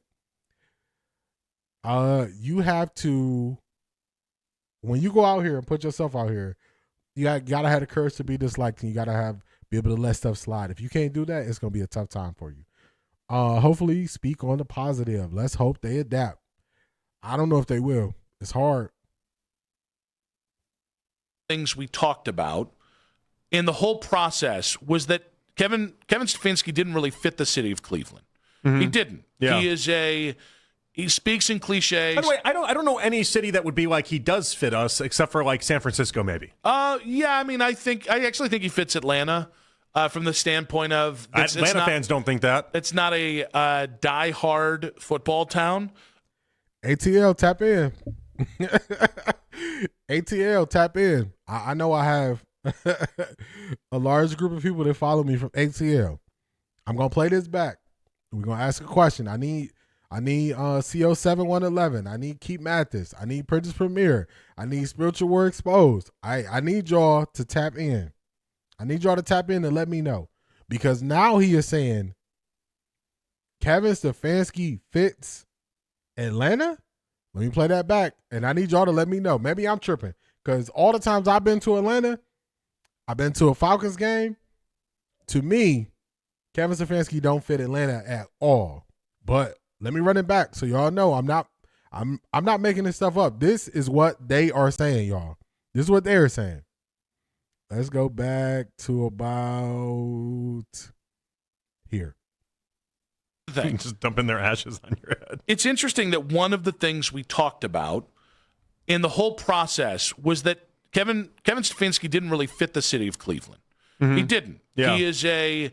He speaks in cliches. By the way, I don't know any city that would be like he does fit us, except for like San Francisco, maybe. Yeah, I mean, I actually think he fits Atlanta from the standpoint of Atlanta fans don't think that. It's not a die-hard football town. But it's interesting because ATL, tap in. Let me know. Does Kevin Stefanski fit Atlanta? Tap in. Let me know.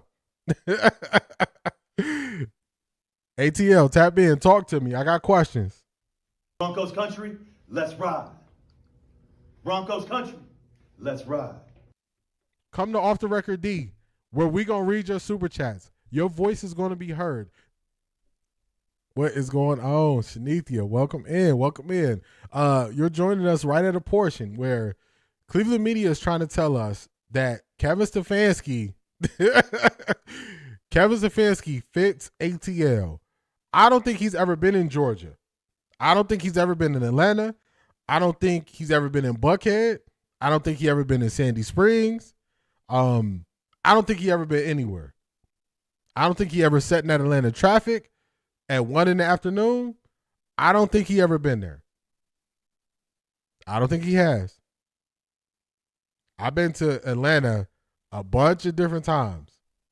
I don't think he went to Atlanta when they used to walk around in the clubs in Atlanta, and instead of like offering you like bottle service and stuff like that, they used to have, you could buy stuff if you were smoking, cigars, Black and Milds. I've been going to Atlanta for that long. Kevin Stefanski does not fit Atlanta. This is an L take, y'all. This is an L take. What? Bro, what are you talking about, man? This an L. This an L, dog. This an L. Nick is looking funny in the light. He is. He is. That ninja a lie. Keith Mathis. He don't fit. Dylan is in Hawaii planning for his wedding. He knows he is a backup. Third stringer.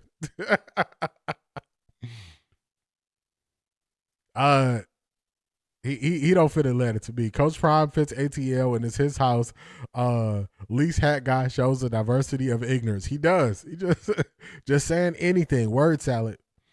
No, bro, absolutely not. I was just in Atlanta when he hit the airport. You know what type of time it is. It is not for Kevin. It's not. Black Pearl, he is clueless. He is. You can have love for Jonathan. Nick has been looking real funny.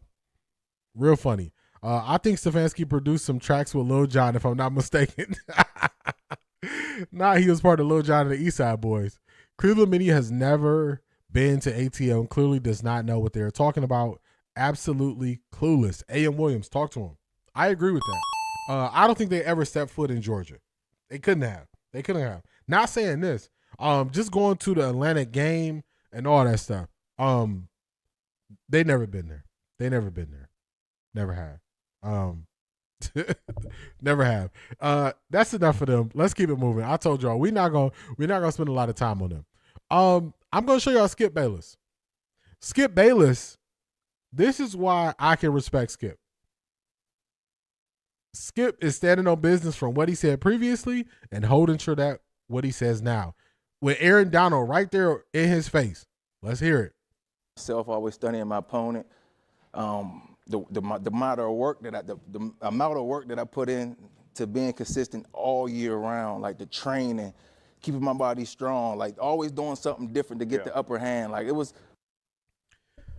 Shanithia, it's a conversation because they don't have anything to talk about right now. I kept hearing Stefanski's name in a Young Thug trial. Kevin Stefanski was YSL? Kevin Stefanski is YSL? Hey, the Water Boys is aggressive. I'm going to put the Atlanta Water Boys on Kevin. They aggressive. Hey, they aggressive. You don't make eye contact. Keep your windows rolled up. Make sure your door is locked. Kevin said he likes hanging at Vortex and he likes Publix fried chicken. Now, some more fun. I got a confession. I'm going to tell you this. I don't eat fried chicken that often, but the Publix in North Carolina, South Carolina area, you can get some of that fried chicken from Publix down here. Hey, I'm just going to let you know, you can get the subs too. So, Publix, North Carolina, South Carolina, I'm vouching for it. I'm vouching for it. But listen to Skip. Skip is going to stand on business. Truly humble under God, for real. Man, I watched that whole YSL trial. Was y'all right there? Lil Woody? Man, oh man. I don't recall. I don't recall. What that mean? I watched that whole YSL trial. I never knew about Publix and fried chicken. Okay, I'll try it next time. I'm telling you, in the South, because they just make it right there. That Publix chicken do be hitting D. I'm telling you, North Carolina, South Carolina, I'm stamping that Publix fried chicken. You can mess with it. You can definitely mess with it down here. You see Black Pearl, she know what I'm talking about. She know what I'm talking about. Now let's get to Skip Bayless. This is Skip Bayless standing on his square, even with Aaron Donald right there. Let's go. For me, it was never a break. Art Jizzle, Lil Woody, oh my goodness. He had me dying. Shout out to the lead attorney. I was watching the lead attorney streams for like 7 hours. I was doing everything I could do. I was doing everything I could do throughout my day, working and everything else with lead attorney. I was on lead attorney streams for 8 hours as they were streaming that trial. So shout out to the lead attorney. Shout out to the lead attorney. Shout out to him. Shador, if Offtharecorddee was around for me, they did not degrade Matt Leinart. He admitted for you, Rex Ryan, but he did not study but party. Vince Young and I defess. Yeah. Vince Young, he should have had a way long career. Public has some good chicken. Kevin Stefanski need to be looking for a new team, for real. That means I don't recall. Ask President Clinton. Oh, no. Oh, no.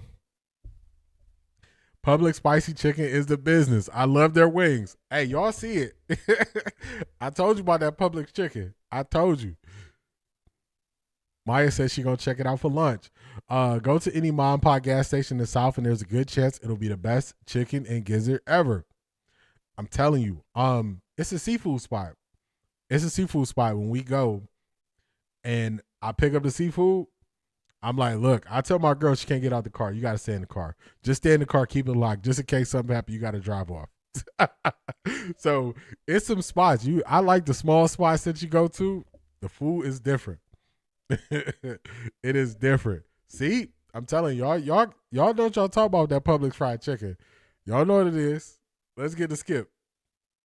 If season's over, that same week I'm right back in the weight room. I'm right back training. So, I was nonstop working, always trying to have the mindset to find ways to get better. Never satisfied. No matter if it was a year I had 20 and a half sacks, I felt like I can always do more. Right, just that hunger. To try to chase greatness, and hearing guys like Skip say, you're a little overrated. I never listen. Wait a minute. 2019. Get on his ass, real quick. Wait a minute. You can get on his ass in here. Let it rip. People was allowed to have their own opinion. I don't get mad, but for some reason, family members always tip me what Skip said. Right. He don't do nothing against my Dallas Cowboys. He had 0 sacks. That is true. No, listen. Well, you never had a sack until 2020, and I said I make sure that I'm gonna let Skip see what the hell I'm about. Exactly. Dominated, and ever since I think 3 times we played, I had 5 sacks. So I just had just to say Dallas should be mad at you. Wait. So we always. I just wanted to introduce myself to you. That's it. On the field, because you ain't seen it on film. Hey, I respect it though. I had to put it on film. You ain't see it. I had to let you see it. We always give Skip a hard time. I think I lit the fire, right? That was my question. Did that happen? Like we always give Skip a hard time about, man, these players are doing it because they're trying to say, I'm going to show Skip Bayless I can do it. Did that actually? I never said, but that one was like. You heard it? Telling my wife I was like, that's awesome. Yeah, Skip said, I'm gonna introduce myself to Skip. Yeah, I'm just let him see what this shit's all about. I kept hearing, this is the greatest ever. Yep. This is beyond Reggie White. Was it the first 3 games against Dallas? I'm like, did he play? Did he play? No, seriously. Was they double teaming me? Did he play? No, that's all good. Yeah. And then all of a sudden, I appreciate that. Boom. Yep, I appreciate that. I appreciate the motivation. I played with. Skip standing on business. He said, hey, I didn't see you. I watched the games. You ain't make a difference. So Skip standing on business. That means Skip believes in what he was saying. So I wanted to show you all that Skip standing on business. Is a chicken that good to take a chance on a small shootout? That was like going to the park on Sundays. We here now, so I'm just gonna tell y'all. Shanithia. It's a seafood spot. And when they do deals, you can only pay in cash. So you got to go get cash. I never carry cash no more. It's been years since I carried cash, since I was in the service industry.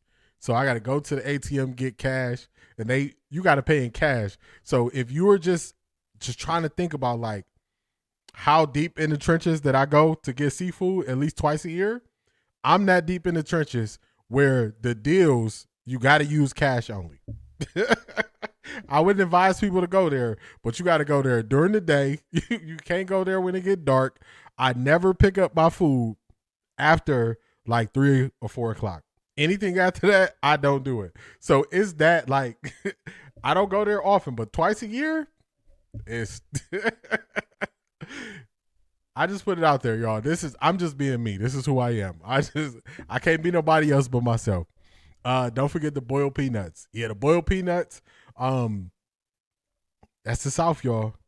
That is the South.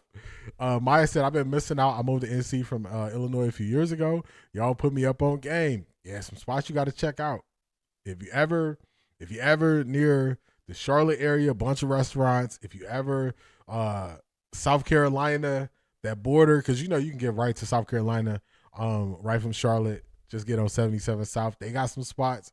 But that's what it is. That's what it is. Skip is funny. Skip stood on business. He repeated it like, no, I ain't see you. I ain't see you. I outplayed Matt Leinart, and we Longhorns defeated USC, Texans 13-0, USC 12-1. My main receiver was Pac-Man Jones. Jeff Fisher hated me, alike Stefanski, they hate you. That is definitely what happened to Vince Young. Definitely what happened to him. When I tell you deep, it's deep because you can't even use a credit card. You brave D is not that important to me. You know what it is? It be them Instagram reels, and you just see it. You see that seafood? That's why only twice a year. Only twice a year. I'm like, look, I can't be in the trenches on a regular, but I've been there. I go there at least twice a year. I'm letting y'all know. Yeah, it's you. Everything you do when you do it, it got to be calculated. It has to be calculated. You can't go there 6 p.m. Nah, nope. I can't go for that. No way. Y'all know I just got to be me. I got to let y'all know what it is. Go to QT and get you a hot dog. Shanithia, you know what it is. You know what it is. And it's like, the deals is so good. It's like it'll be half off if you pay cash. You like, of course. Come on, man. Come on. Yes. All right, let's keep it moving. Now we gonna get to the main story, main subject. This is the pivot.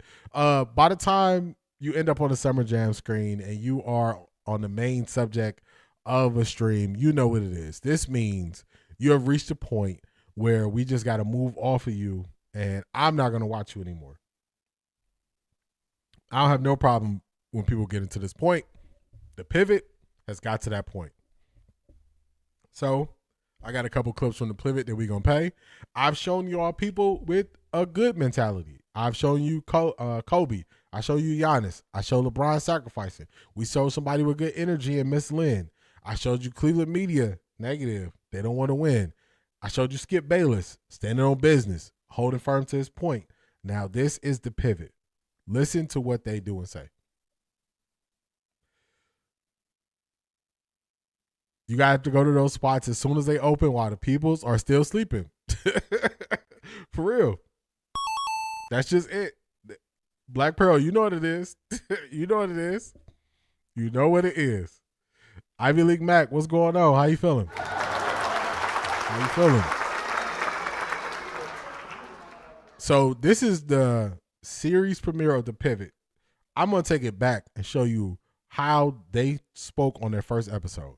This is why people enjoyed The Pivot so much. Compared to that. Not be why you left that. Why is this no longer? We can't control that. First and foremost, like whatever we do in life, no matter how you move, right, you can't control the outside noise. And I keep going back to this because it's something that got the Patriots to be a successful, the best team in the last 2 decades. 100%. Hands down, right? And one thing Coach Belichick would always say, and it would be my last time referencing, that.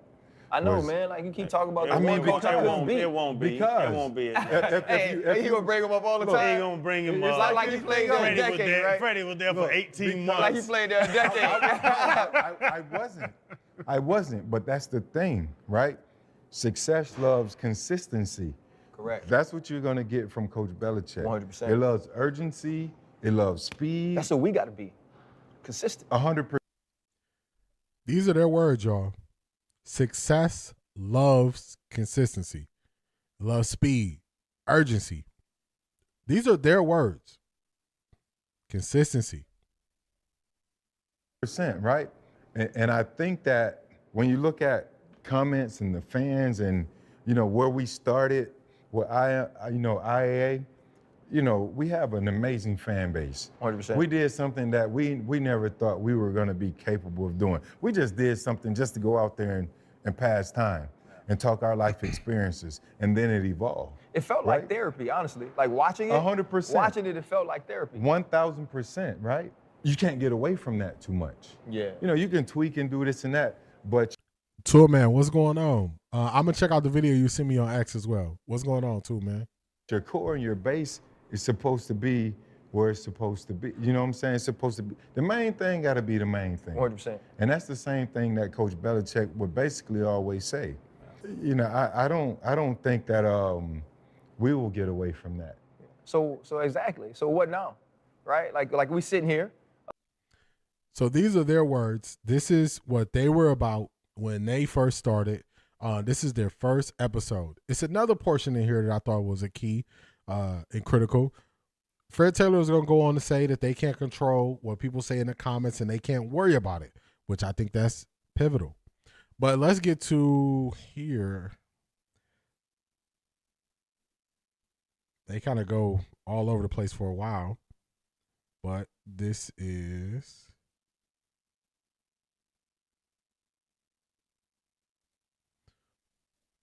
I want to apologize because I said that. I did, and it was very strong. I said there's not going to be a top recruit that chooses a HBCU over a Power 5 school. Right. And I want to apologize to Deion because he did pull him. As Deion, he did pull Travis Hunter to a HBCU. So is there a but coming? Do you have a but in it? I do have a but. I just don't know if Deion is going to be there for Travis Hunter to graduate. Right. Well, I think Shiloh. So Drew was a freshman. He got at least 2 years. I don't think he leaves before. Was Coach Prime the coach of the team that Travis was on when he graduated? So he was wrong. He started this show being wrong, y'all. Let's bring it forward. I wanted to show y'all their words and how they started, how they were deep, they were thoughtful. Look at how things changed after 4 years. We had this incident happen. Let me catch up on the chat and then we're going to go. We have quite a few of those spots on the west and south side of ATL. Also, Atlanta food scene is nice. I like, you can get some good food there. You can get variety. It's a lot of good food you can get there. It's some Haitian spots. You can get good food there. So a lot of food. Y'all know Bomb's Biscuit. I like Bomb's Biscuit a lot. One of the few places I went in Atlanta, they pronounce my name the correct way. So I always shout out Bomb's Biscuit.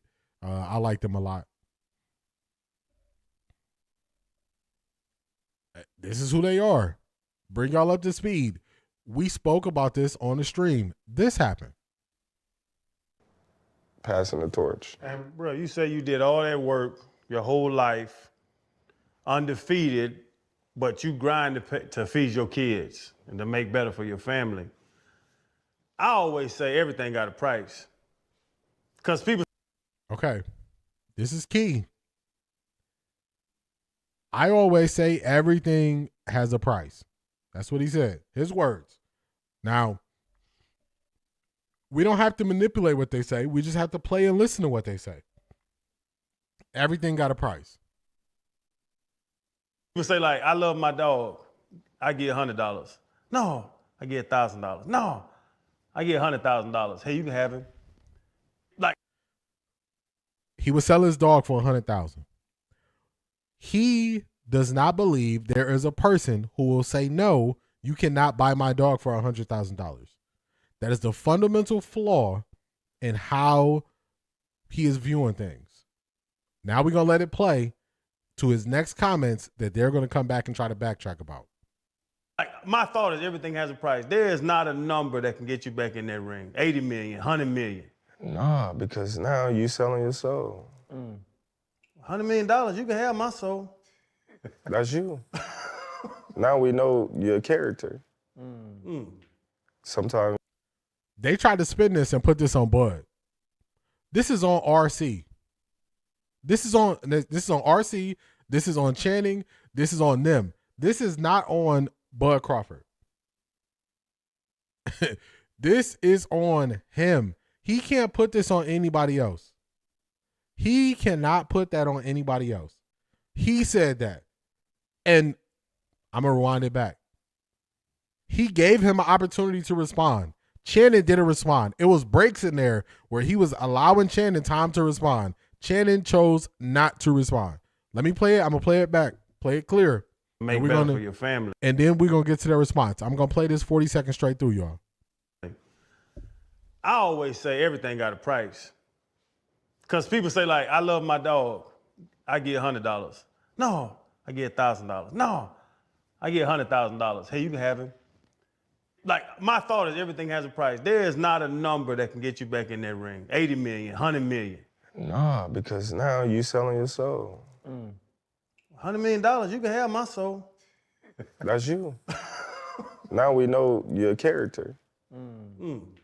Sometimes, you know, you look at people and you be like, dang, man, you ain't got no dignity. You ain't got no morals. Like, come on, man.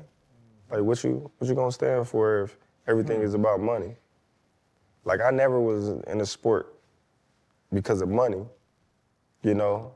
Of course, I was in a sport to make money, but I wanted to be a world champion, you know? It was multiple opportunities for any of the three of them to respond to what Terrence Crawford said. They didn't respond to it. We're going to hear their next video. I'm going to catch them on the chat. We're going to hear the video they put out, 7-minute video of them trying to explain it away. That comment didn't age well. RC has always been a hater. ATL has good food for everybody. I agree. A lot of good options. I'm trying to convince my wife to go to Ethiopia for our anniversary. She's like, nope. Come on, YOLO. You only live once. You only live once. What morals does this man have? None. He just said that he put on a dress and perform at a Diddy party. Brent, that's how I take it too. I take it like anything you don't want to do, if a person puts a big enough number in front of you, you will do.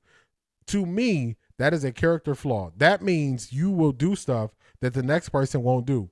It's certain stuff you can put $1 trillion in front of me, I'm not doing.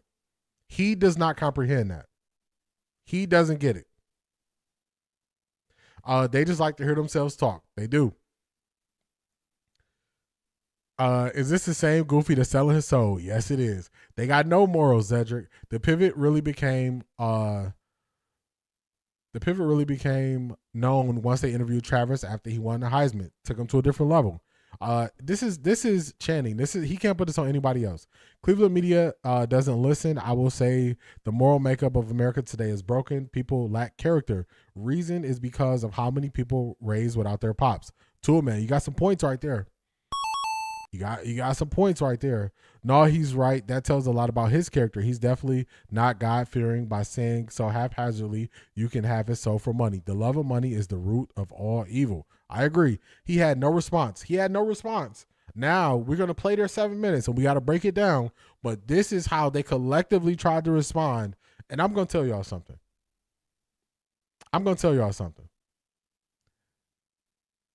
RC, y'all know how I feel about RC. In summary, the pivot pivoted for real. Y'all know how I feel about RC is clear. Y'all know how I disagree with Channing. I'm most disappointed in Fred Taylor when we get to this next video. This is their response. I'm starting it from 0. We got to stop it. It's about 7.5 minutes long, so I'm going to have to stop it from time to time for fair use purposes and give my commentary, but we going to get through it. Chan, man, you went viral again, man. You great at it. I mean, Kevin Hart, the cat, stuff. You going viral a lot, man. This time, though, it was because you said you'd sell your soul for $100 million, which I know you didn't literally mean that. And Bud was like, hey. I got to pause him early. You said you would sell your soul, but I know you didn't literally mean that. He didn't explain it, though. In the flow of the conversation, Terrence Crawford gave him a bunch of opportunities to jump in and clarify. He never took the opportunity to clarify and say, hey, what I meant is this. He never took that opportunity. He just smirked and laughed and all that stuff. So now let's listen to him more. Hey, well, now we know your character. And people definitely saw that a certain way, right? As like, this is one man who is standing on the fact that you're not capable of purchasing him. And it's I'm sorry, I got to chop this up, but Ryan is trying to help him out. The problem is we don't just have to look at situations with money to see your character. We didn't forget what you leave in rental cars and say that's not your job. It's the rental cars people's job to take it out of the car. We didn't forget. That also exposes your character. So don't just think it's all the money thing. It's not all the money thing. That was the thing that put it over the top, where there's no coming back for you with what your character is. But it's other things that expose your character previously. Let's keep it going. Another man that's like, for the right price, I can be bought. Everything got a price. What is your, I guess, response to some of the things people are saying about the clip? Yeah, first, if everybody knows it's a jest. Sell your soul. Honestly, what's a soul?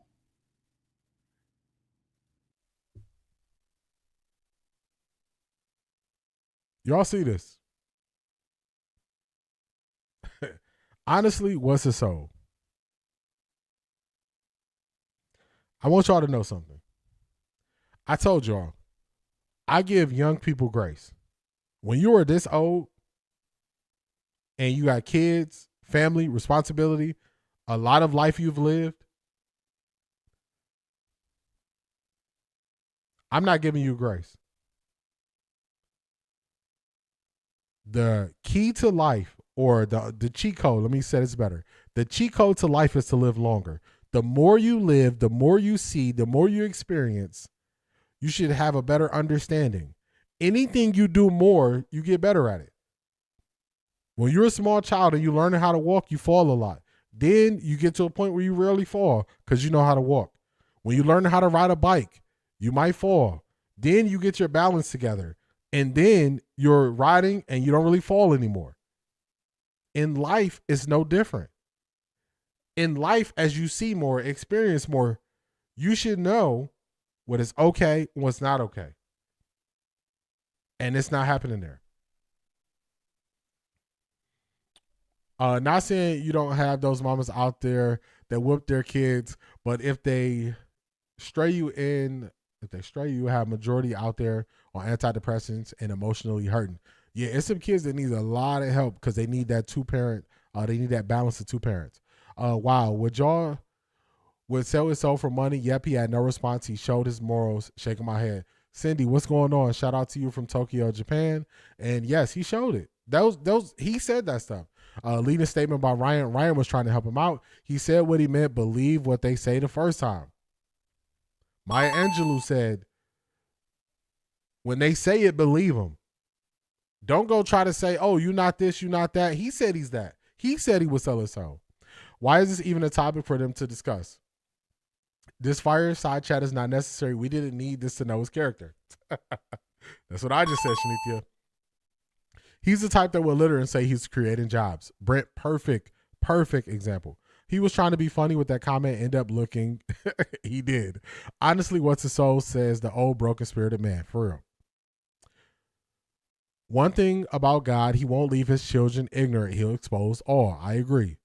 He didn't play it off like it was in just in a moment. That's like Shannon saying he'll go back for $50K, for real. I know one thing, Bud Crawford ain't one just to ask Trey Songz, he will step to you.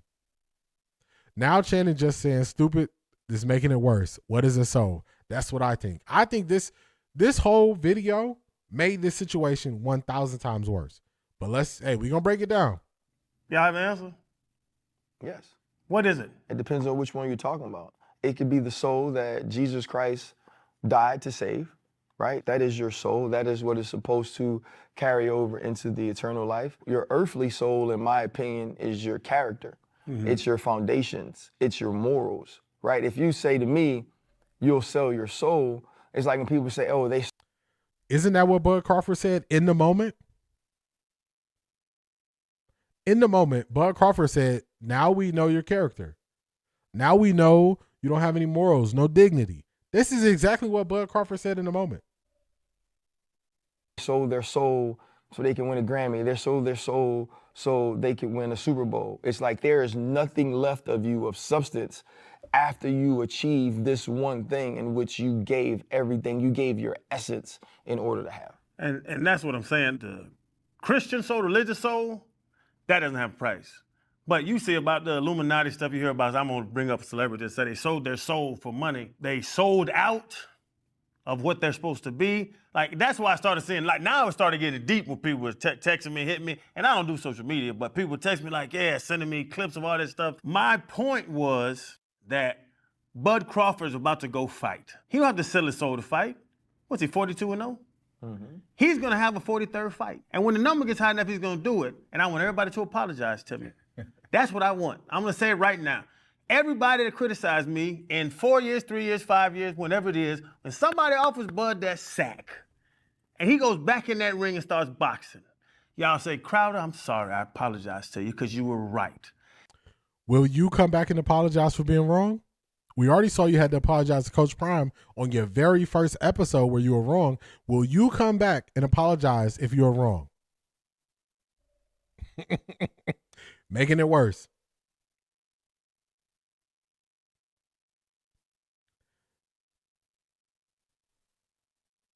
Why can't we let him sell his soul? He could do whatever he wants to do, but I'm just exposing the character of the person and the people who are sitting in front of us.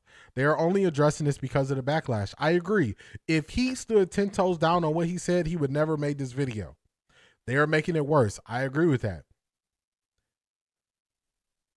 He just needs to stop. If you sell out here, chances are high you sold your soul and transition to the next. D, play that can said something but said nothing. Channing just did the J from UCSS losing argument and starts talking about something ridiculous. Have you ever had a dream that you want to? Ooh, Brent, you caught that? He's rooting for him to fail in his finances so he can say he's right. Man. This is more of him exposing his character. Let's keep it going. You don't have to sell your soul, but for $100 million, I'll fight a giraffe, a lion, a tiger, a penguin at the same time. $100 million? Right. That's a lot of money. That's life-changing generation money we talk about with so many other people. I was saying that there's a price on him getting back in the ring, not selling your soul that Christ gave me and all. Why didn't you say that? Why didn't you clarify when he called out your character? When he said you had no morals? Why didn't you clarify? He paused. Crawford paused a bunch of times to let Channing respond. Channing giggled. He smirked. He turned his head. He just looked at him. He gave you opportunity to clarify. You never clarified. He stood on what he said. Here's the thing. Channing might ultimately be right, but he took a very awkward path to make his point. He's too old to know better, and Channing has said too many questionable things from the very beginning that I can't give him that grace and that pass. I can't do it. I can't do it. I'm glad how you articulated, because that's what people were saying. Yeah. Oh, he was the devil now. How come you couldn't articulate what you meant, and this is your, I don't know, how many podcasts y'all done did, man? And you can't articulate what you think, feel, believe? Come on, man, what we doing? I'm not gonna be the devil for $100 million. I go slap me a bitch in the face for $100 million. So, like, what are y'all talking about? It gets so serious and so deep. And that was what I was saying. There's going to be a time, again, where... Y'all started this podcast out being serious and deep. Y'all set the tone for this. Y'all set the standard. Y'all were talking the moral high ground. Y'all were talking about spirituality in your first episode. Y'all were talking about to achieve greatness, you have to achieve success, you need consistency. Y'all set the bar. Now you're being held to the standard that y'all set on your very first podcast, and now that bar is too high for y'all. What we doing, man? What we doing? I guess I shouldn't be surprised in the world, but not of it. Man, we got to stay grounded in these days. Poor examples for children growing up. I agree. When a man is weak emotionally, lacking backbone, shallow, and sells out, you have a man you cannot count on or trust. I agree with that too, man. Religiously speaking, Bud is like Khabib, devout and uncompromising. I agree. Or Jizzle, it's too late. I went to war and there were only two real people, those you trust and those you don't. You can't show you back to this kind of person. You can't show your back to this kind of person. I agree with that too, man. Channing is not a good human being. That's it. They set the bar. So now we ask the seller of his soul how much they pay him to talk down on Shador and his supporters. And we got questions now. I think this guy's all about money, and I believe he'll sell his soul, spiritual or otherwise, for any amount of money.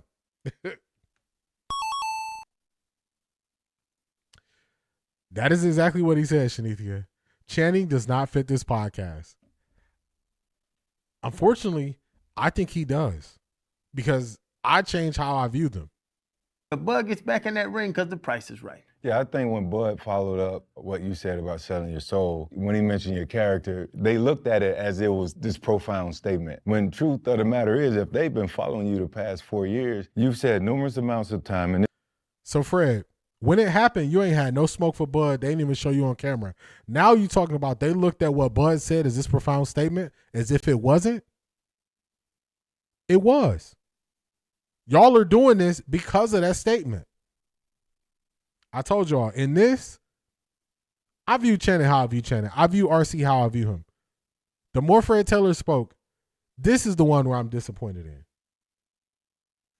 This is the one that I'm disappointed in. This goes back to what RC says about character being your foundation. You said, look, I played football for money. Y'all might have played for different things, but I played for money, right? And you knew exactly how much your checks were every time the guy came with the check. In terms of questioning the character part, you've already established that with people that pay attention. Oh, like when he leave bottles of pee inside rental cars? He's already established his character. We know his character. And I also think, Channing, in terms of integrity, because some people like, you got to question someone's character, you question their integrity. You are always truthful. Like, your integrity is whether you lie, you're being honest or not. You are who you are. You've constantly said that. So I didn't have a problem with anything you said. I know you said it jokingly and how it came across. But again, it's the internet. You got to deal with people that want to philosophize and kind of go deep. But Fred, wasn't that you on the very first episode? Weren't you philosophizing and going deep when you were talking about Bill Belichick, the New England Patriots, how to get to success? Success likes consistency. Wasn't that you, Fred? So now it's the people on the internet. In your first episode, you said we can't worry about the people on the internet. Now you're worrying about the people on the internet. You're looking funny in the light. You're looking very funny in the light, Fred. Very funny in the light. each person has to value themselves in any moment. Everybody's different. You know, somebody could be down bad and might go out there and fight for 10 grand. You know, prayerfully, you know, Bud doesn't encounter any financial issues or anything of that nature. Brent, you called it early, but they are saying it again. They wouldn't mind if Bud Crawford went through some financial issues so they could be right. This is second one of them that's actually saying it. Where he doesn't have to make the decision based on money. But again, if you want to come out and go and fight for $100 million, it's $100 million. No. And let me catch up. Let me catch up on some of the comments.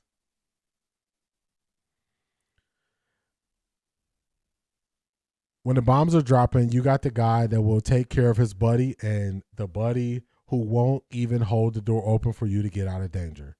If we have been following him for years and say Bud was spot on, Bud is spot on. He's not an intellectual nor spiritual thinker. I agree. The explanations are diabolical. If he fits the podcast, basically they're fake and flip-flop while Channing is honest and an honest person with no character. Everything is not a joke. I agree. Shalia. Fragile Fred's body was the only fragile thing, fragile morals. Isn't philosophy and going deep the foundation of the pivot? That is why I played how they spoke on their first episode. Moving the goalposts. Fred is my guy too, sad. Fred is the one I'm most disappointed in, y'all. I unsubscribed a while back because of RC and his double talk about Shador and Dion. I don't watch the pivot anymore. You're not missing nothing. That's the difference between someone who is true to himself and others and who is life away from a dollar. Yeah, I got you. Yes.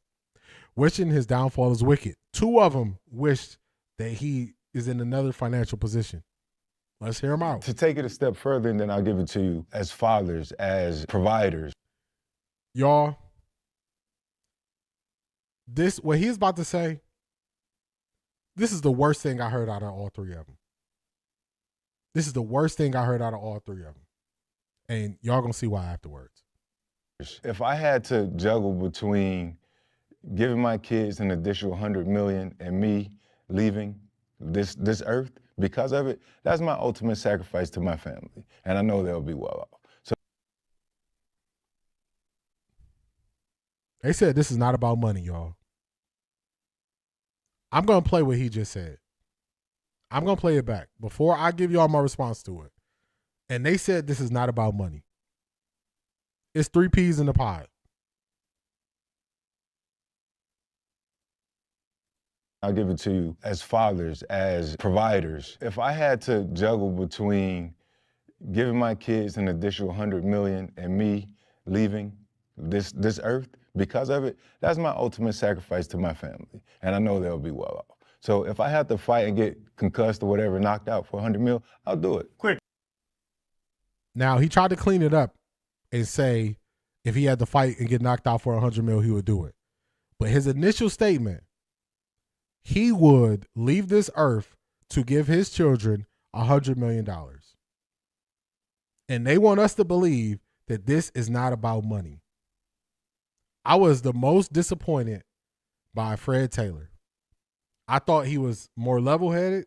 I thought he had more substance to him. When I heard this, it was the most disappointing thing. Would your kids want you to make that deal?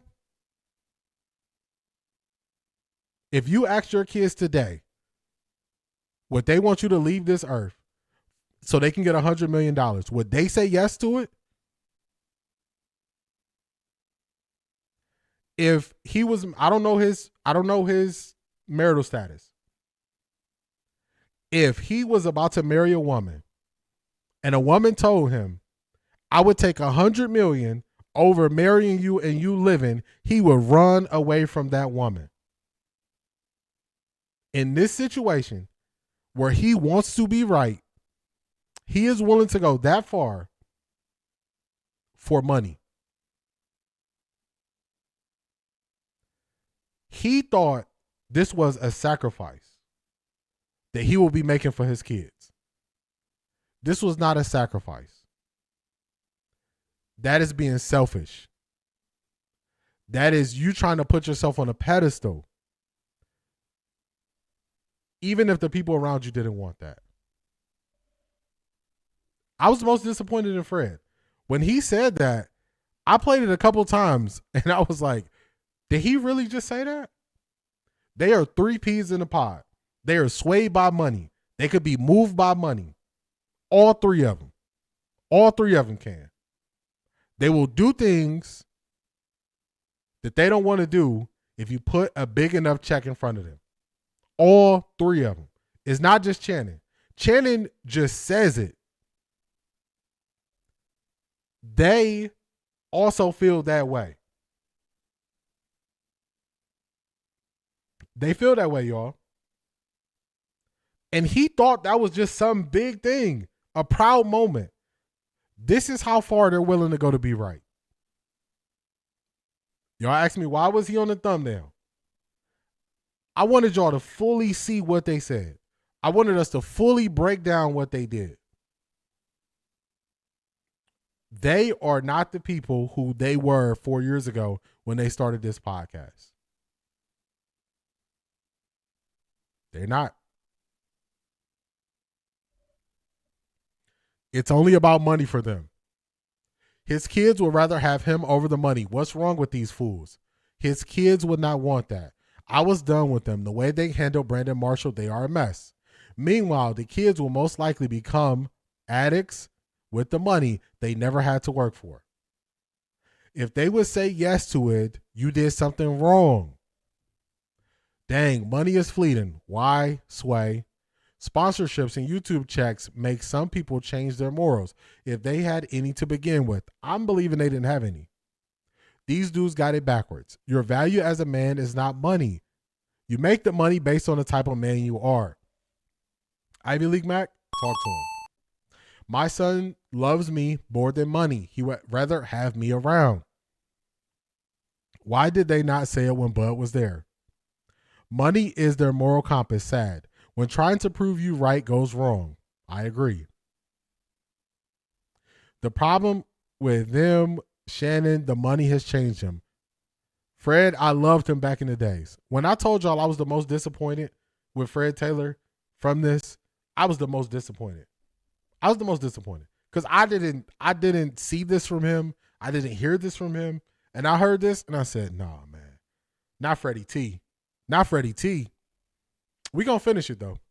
Quickly, you said about the soul and the Christ and all that stuff. I'm not talking about kidnapping or killing or any of that for money. I'm talking about fighting another human being. So if I say, who's the baddest? Bud's probably the baddest thing in the ring right now, right?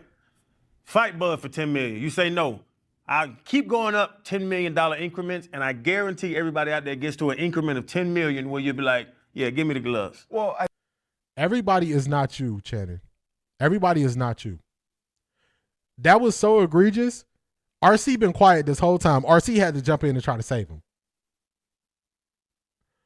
Does he not realize people have left jobs where they were making more money? Does he not know that? Are these people not in the real world? Has anyone ever left a job where they were making more money for peace of mind? Has anybody ever made a decision for less money? If you're an entrepreneur, you probably left corporate America doing something that had a higher salary to be independent. Do they not realize that happens every day? They think you're just going to take this check and somebody's going to put a check in front of you with a certain amount of money and your life changes. I'm here to let y'all know. Your life will not change. It will expose more of who you are. This is exposing more of who they are. That's all this is doing. And them to put this video out, to think this video was a good look, to think they were saying good things in this video, I don't know if it's anybody around them that cares about them enough for them not to be exposed this way. None of this is good. None of this is good. This whole video, none of this is good.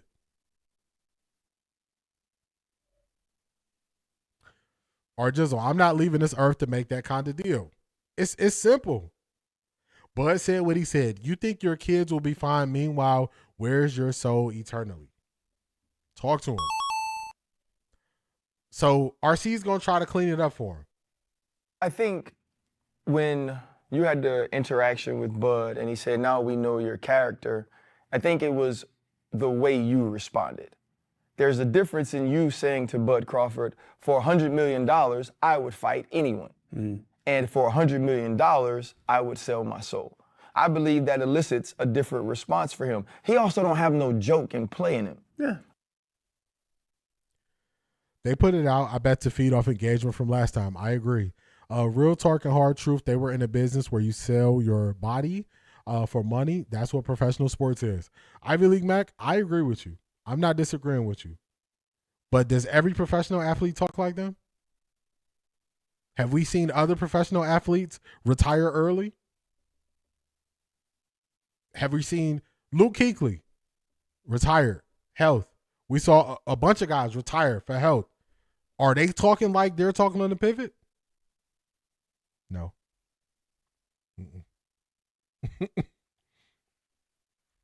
What if God is telling him not to go back into the ring? God may have showed him something that nobody can understand. They're not even considering that as an option, Key Mathis. Guys, an epiphany just hit me. They hate the Sanders because people genuinely love them. They don't have to sell their souls for us to love them. That's it, Wet 11s. I've been saying it for a while. Not everyone is about money. He is the person that figures that everyone is like him. If you are not like them, you are the problem, not being truthful. A.M. Williams, that's just it. That's just it. Right, so it isn't going to be a lot of fun in however he responds to you. So people took that thing literally. I will say this. I do believe that our priorities dictate our decisions and our actions. We've had this conversation a million. Ryan, did you just hear what you just said? I believe our priorities dictate our decisions. Did you just say that? After Fred Taylor said he would leave this earth to give his kids $100 million? After Channing Crowder said everything got a price with him, it's always going to meet a number where he'll take the money? You know you're not helping your compadres out here, right? You know that, right? You're making your amigos look crazy. You're making them look crazy. You're making them look crazy with your point, Ryan. I sat with him once and I never saw that from him. I am distraught. I pray he finds his way because money is not everything. They should have not did this because they are revealed. This is real. I thought this was horrible. I agree. Now off athletes talk the same. The pivot dude took the body money talk to his final endpoint. They're selling themselves and are comfortable with it. Ivy League Mac, I agree. I agree. Must be the money. Let's see if he can try to clean this up. million times amongst ourselves. I do feel that, not speaking in you in general, people who are all about money are difficult for me to trust in certain situations. I am not a person who... Nah, Ryan, we can't let you try to separate yourself now. He is trying to separate himself from the statements that his two co-hosts just made. We can't let you separate yourself. He trying to separate himself from them. If y'all notice, so far in this video, he has never said he would make sacrifices for money, and that is intentional. He trying to separate himself.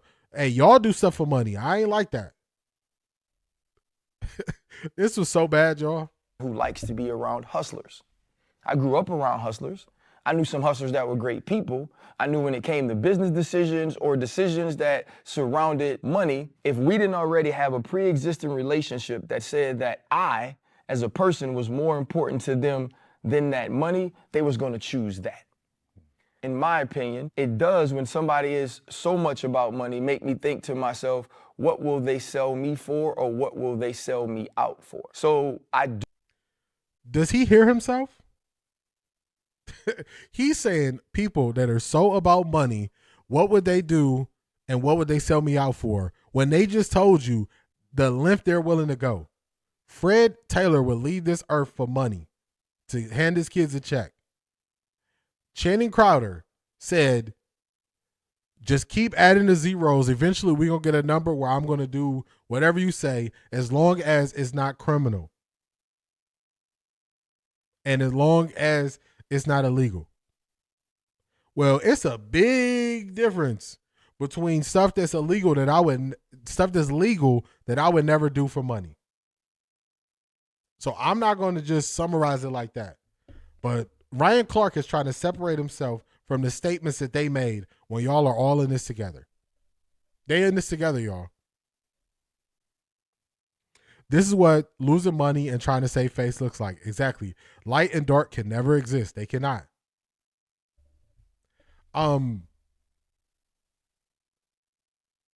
This is so telling on all levels. It is. I told y'all, the only one I was just hurt by Fred Taylor. I was disappointed in him. The other two, I kind of had my view of them already. But I think I view Fred Taylor differently. Do have to have a relationship with them where I feel like you care about me, the person, more than you care about that. And I think that's where the character part comes in. He doesn't know you. He doesn't know that you are a loyal friend. He doesn't know that you're honest about who you are and you're consistent. For me, consistency is the key. If you are this every single day, I know exactly what box to put you in, and I know how to deal with you. It is difficult for somebody from the outside to be like, well, damn, if that's all that matters to you, like, what else does? Where does that fall on your totem pole? Where does that fall in your priorities? And so I think everybody took it out of context because of the joke you made and the way he responded. You were saying to Bud, I would fight for $100 million, and I actually bet you will too when it's offered. And I think the clip taken in this small 35-second increment made people look at you differently. The biggest lie any person on YouTube is ever going to tell you is you didn't watch to get the full context. That's the biggest lie they ever going to tell you. We didn't pull it from the clip. If y'all remember, when I played that video, Wet 11s asked me, what did they say afterwards? I let that thing run for another 2 minutes. We didn't watch the clip. We watched the whole context. We watched it again. We watched it play through. We watched nobody clarify what he meant. Now RC is trying to summarize it and make it sound better for him. It ain't gonna work, y'all. It ain't gonna work. To end this thing here, I told y'all, people who always have to come back to you and apologize, I look at them differently. The person who always has to come back and clarify their statements, RC's done that multiple times. They're doing this here. Shannon Sharp always getting fired saying, I'm sorry. allegedly, always getting fired. People who do that and they are not young, I look at them differently. If you are 40, 50 plus, and you still making all these mistakes in life, I have to look at you differently. The Pivot Podcast can do and say whatever they're going to say. The Pivot Podcasts are in the category of Emmanuel Acho for a very different reason. They are 3 peas in a pod when it comes to money. They all would do things for money that I would never do. And I'm saying that firm. I'm not taking myself out to go write my daughter a check for $100 million. I don't even think that's what she would want. My family wouldn't want that. So I'm not going to try to act like I'm high and mighty making this big sacrifice for them when it's not something they want to make me look better. Right? Channing Crowder saying it's always a price. It's always a number we can get to that you'll do whatever I say to do. I don't rock with that. That's not how I live my life. So they're in the Emmanuel Acho category for the Pivot Podcast. I'm not saying I want to see them not have success or any of those things. What I'm saying is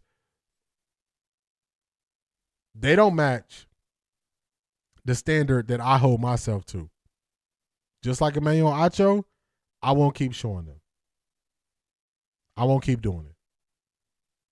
And this made it worse. This made it worse, y'all.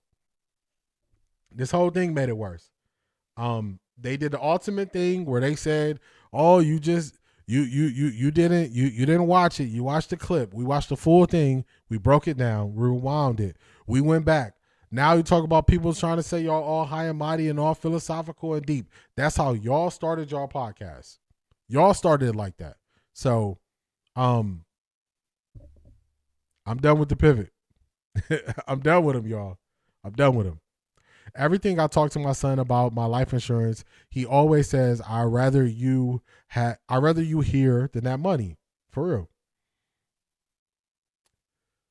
He was speaking directly to RC in his face, and RC knew it. He felt strange around Prime. Snakes. All Fred needs to do is buy some life insurance. It's a simple answer to that. Loyalty has nothing to do with you claiming to sell your soul. Let's stop it. Has anybody talked to him about repenting? It may have been funny to him, but I'm pretty sure God didn't like it. When Coach Prime was on First Take, visually you could see he had put Newton and RC in the box RC just described. Talk to him. RC sells himself daily on ESPN. He is all about money. We see it. So is Acho. I agree. It's really sad. Prayer changes things. What Buzz said hurt his feelings.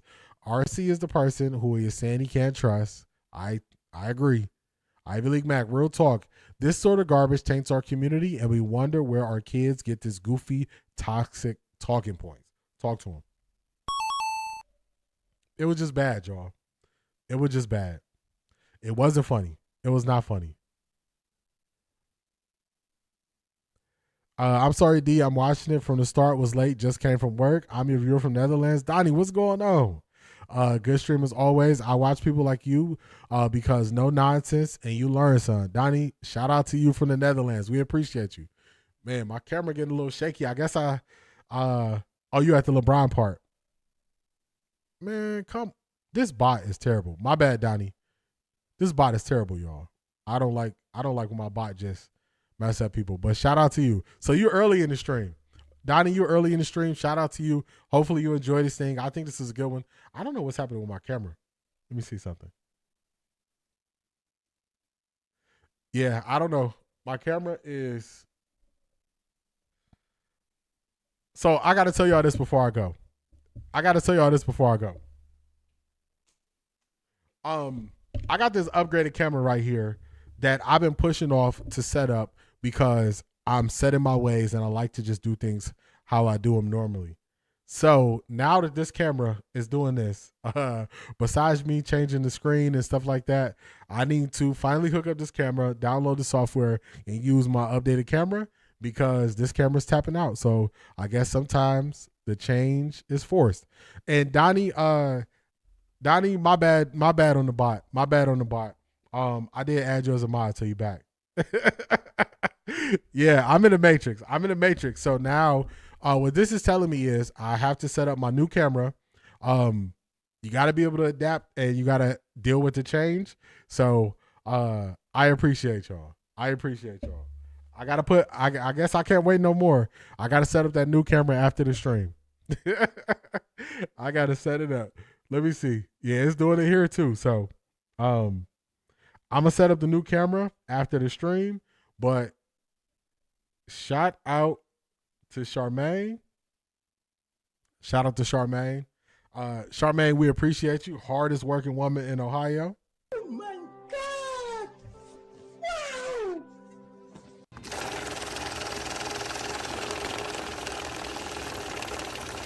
I got money. Shout out to Charmaine. I appreciate you. Thank you so much. Yeah, I'm going through it, y'all. I got to set up my new camera. This camera, I guess it quit on me. And was y'all here on the stream where I unplugged the camera and I couldn't get back on? So I can't even unplug it. It's something I got to do off stream. This man is a billionaire and still plays like he is broke and just start playing in the league. I agree. This is so uncomfortable and so damning. I wish I've never seen this because this is horrible. Yeah, it's bad. It is bad. D, your TV is glitching for real. Somebody hold the antenna by the window so we can get a better reception in here. Change is good. It is. I've been needing to upgrade I've been needing to just plug in this new camera I have and not use this original one. Hey, they say you come for the pivot, you got to change your camera. So I got to change my camera, y'all. Cleveland Media is trying to take you out, D. Yeah, they trying to get me.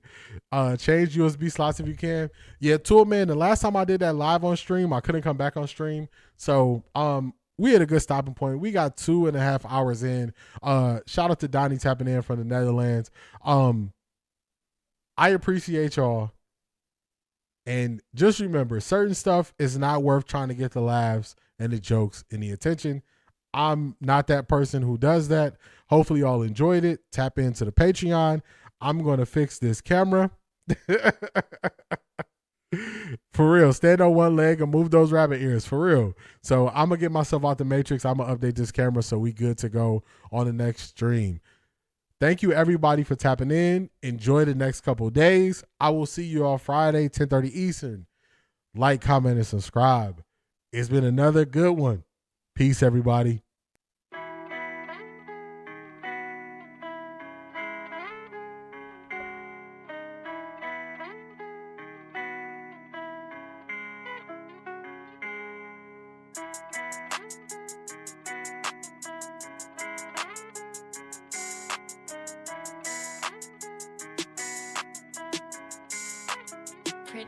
Look at what I did. Look at what I started. Look how far I came, dog. I ain't had no guidance. I just did my thing, dog. I just went my hardest. And I'ma go hard regardless. Yeah, I'ma go hard regardless. Yeah. Running my check, I ran on my bag, I did what I did. Yeah. Running my check, I ran on my bag, I did what I did. Yeah. And how good they judge me, oh.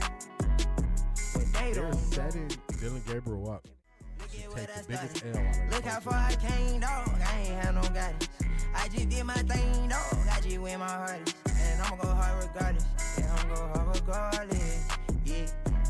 Running my check, I ran on my bag, I did what I did. Yeah. Running my check.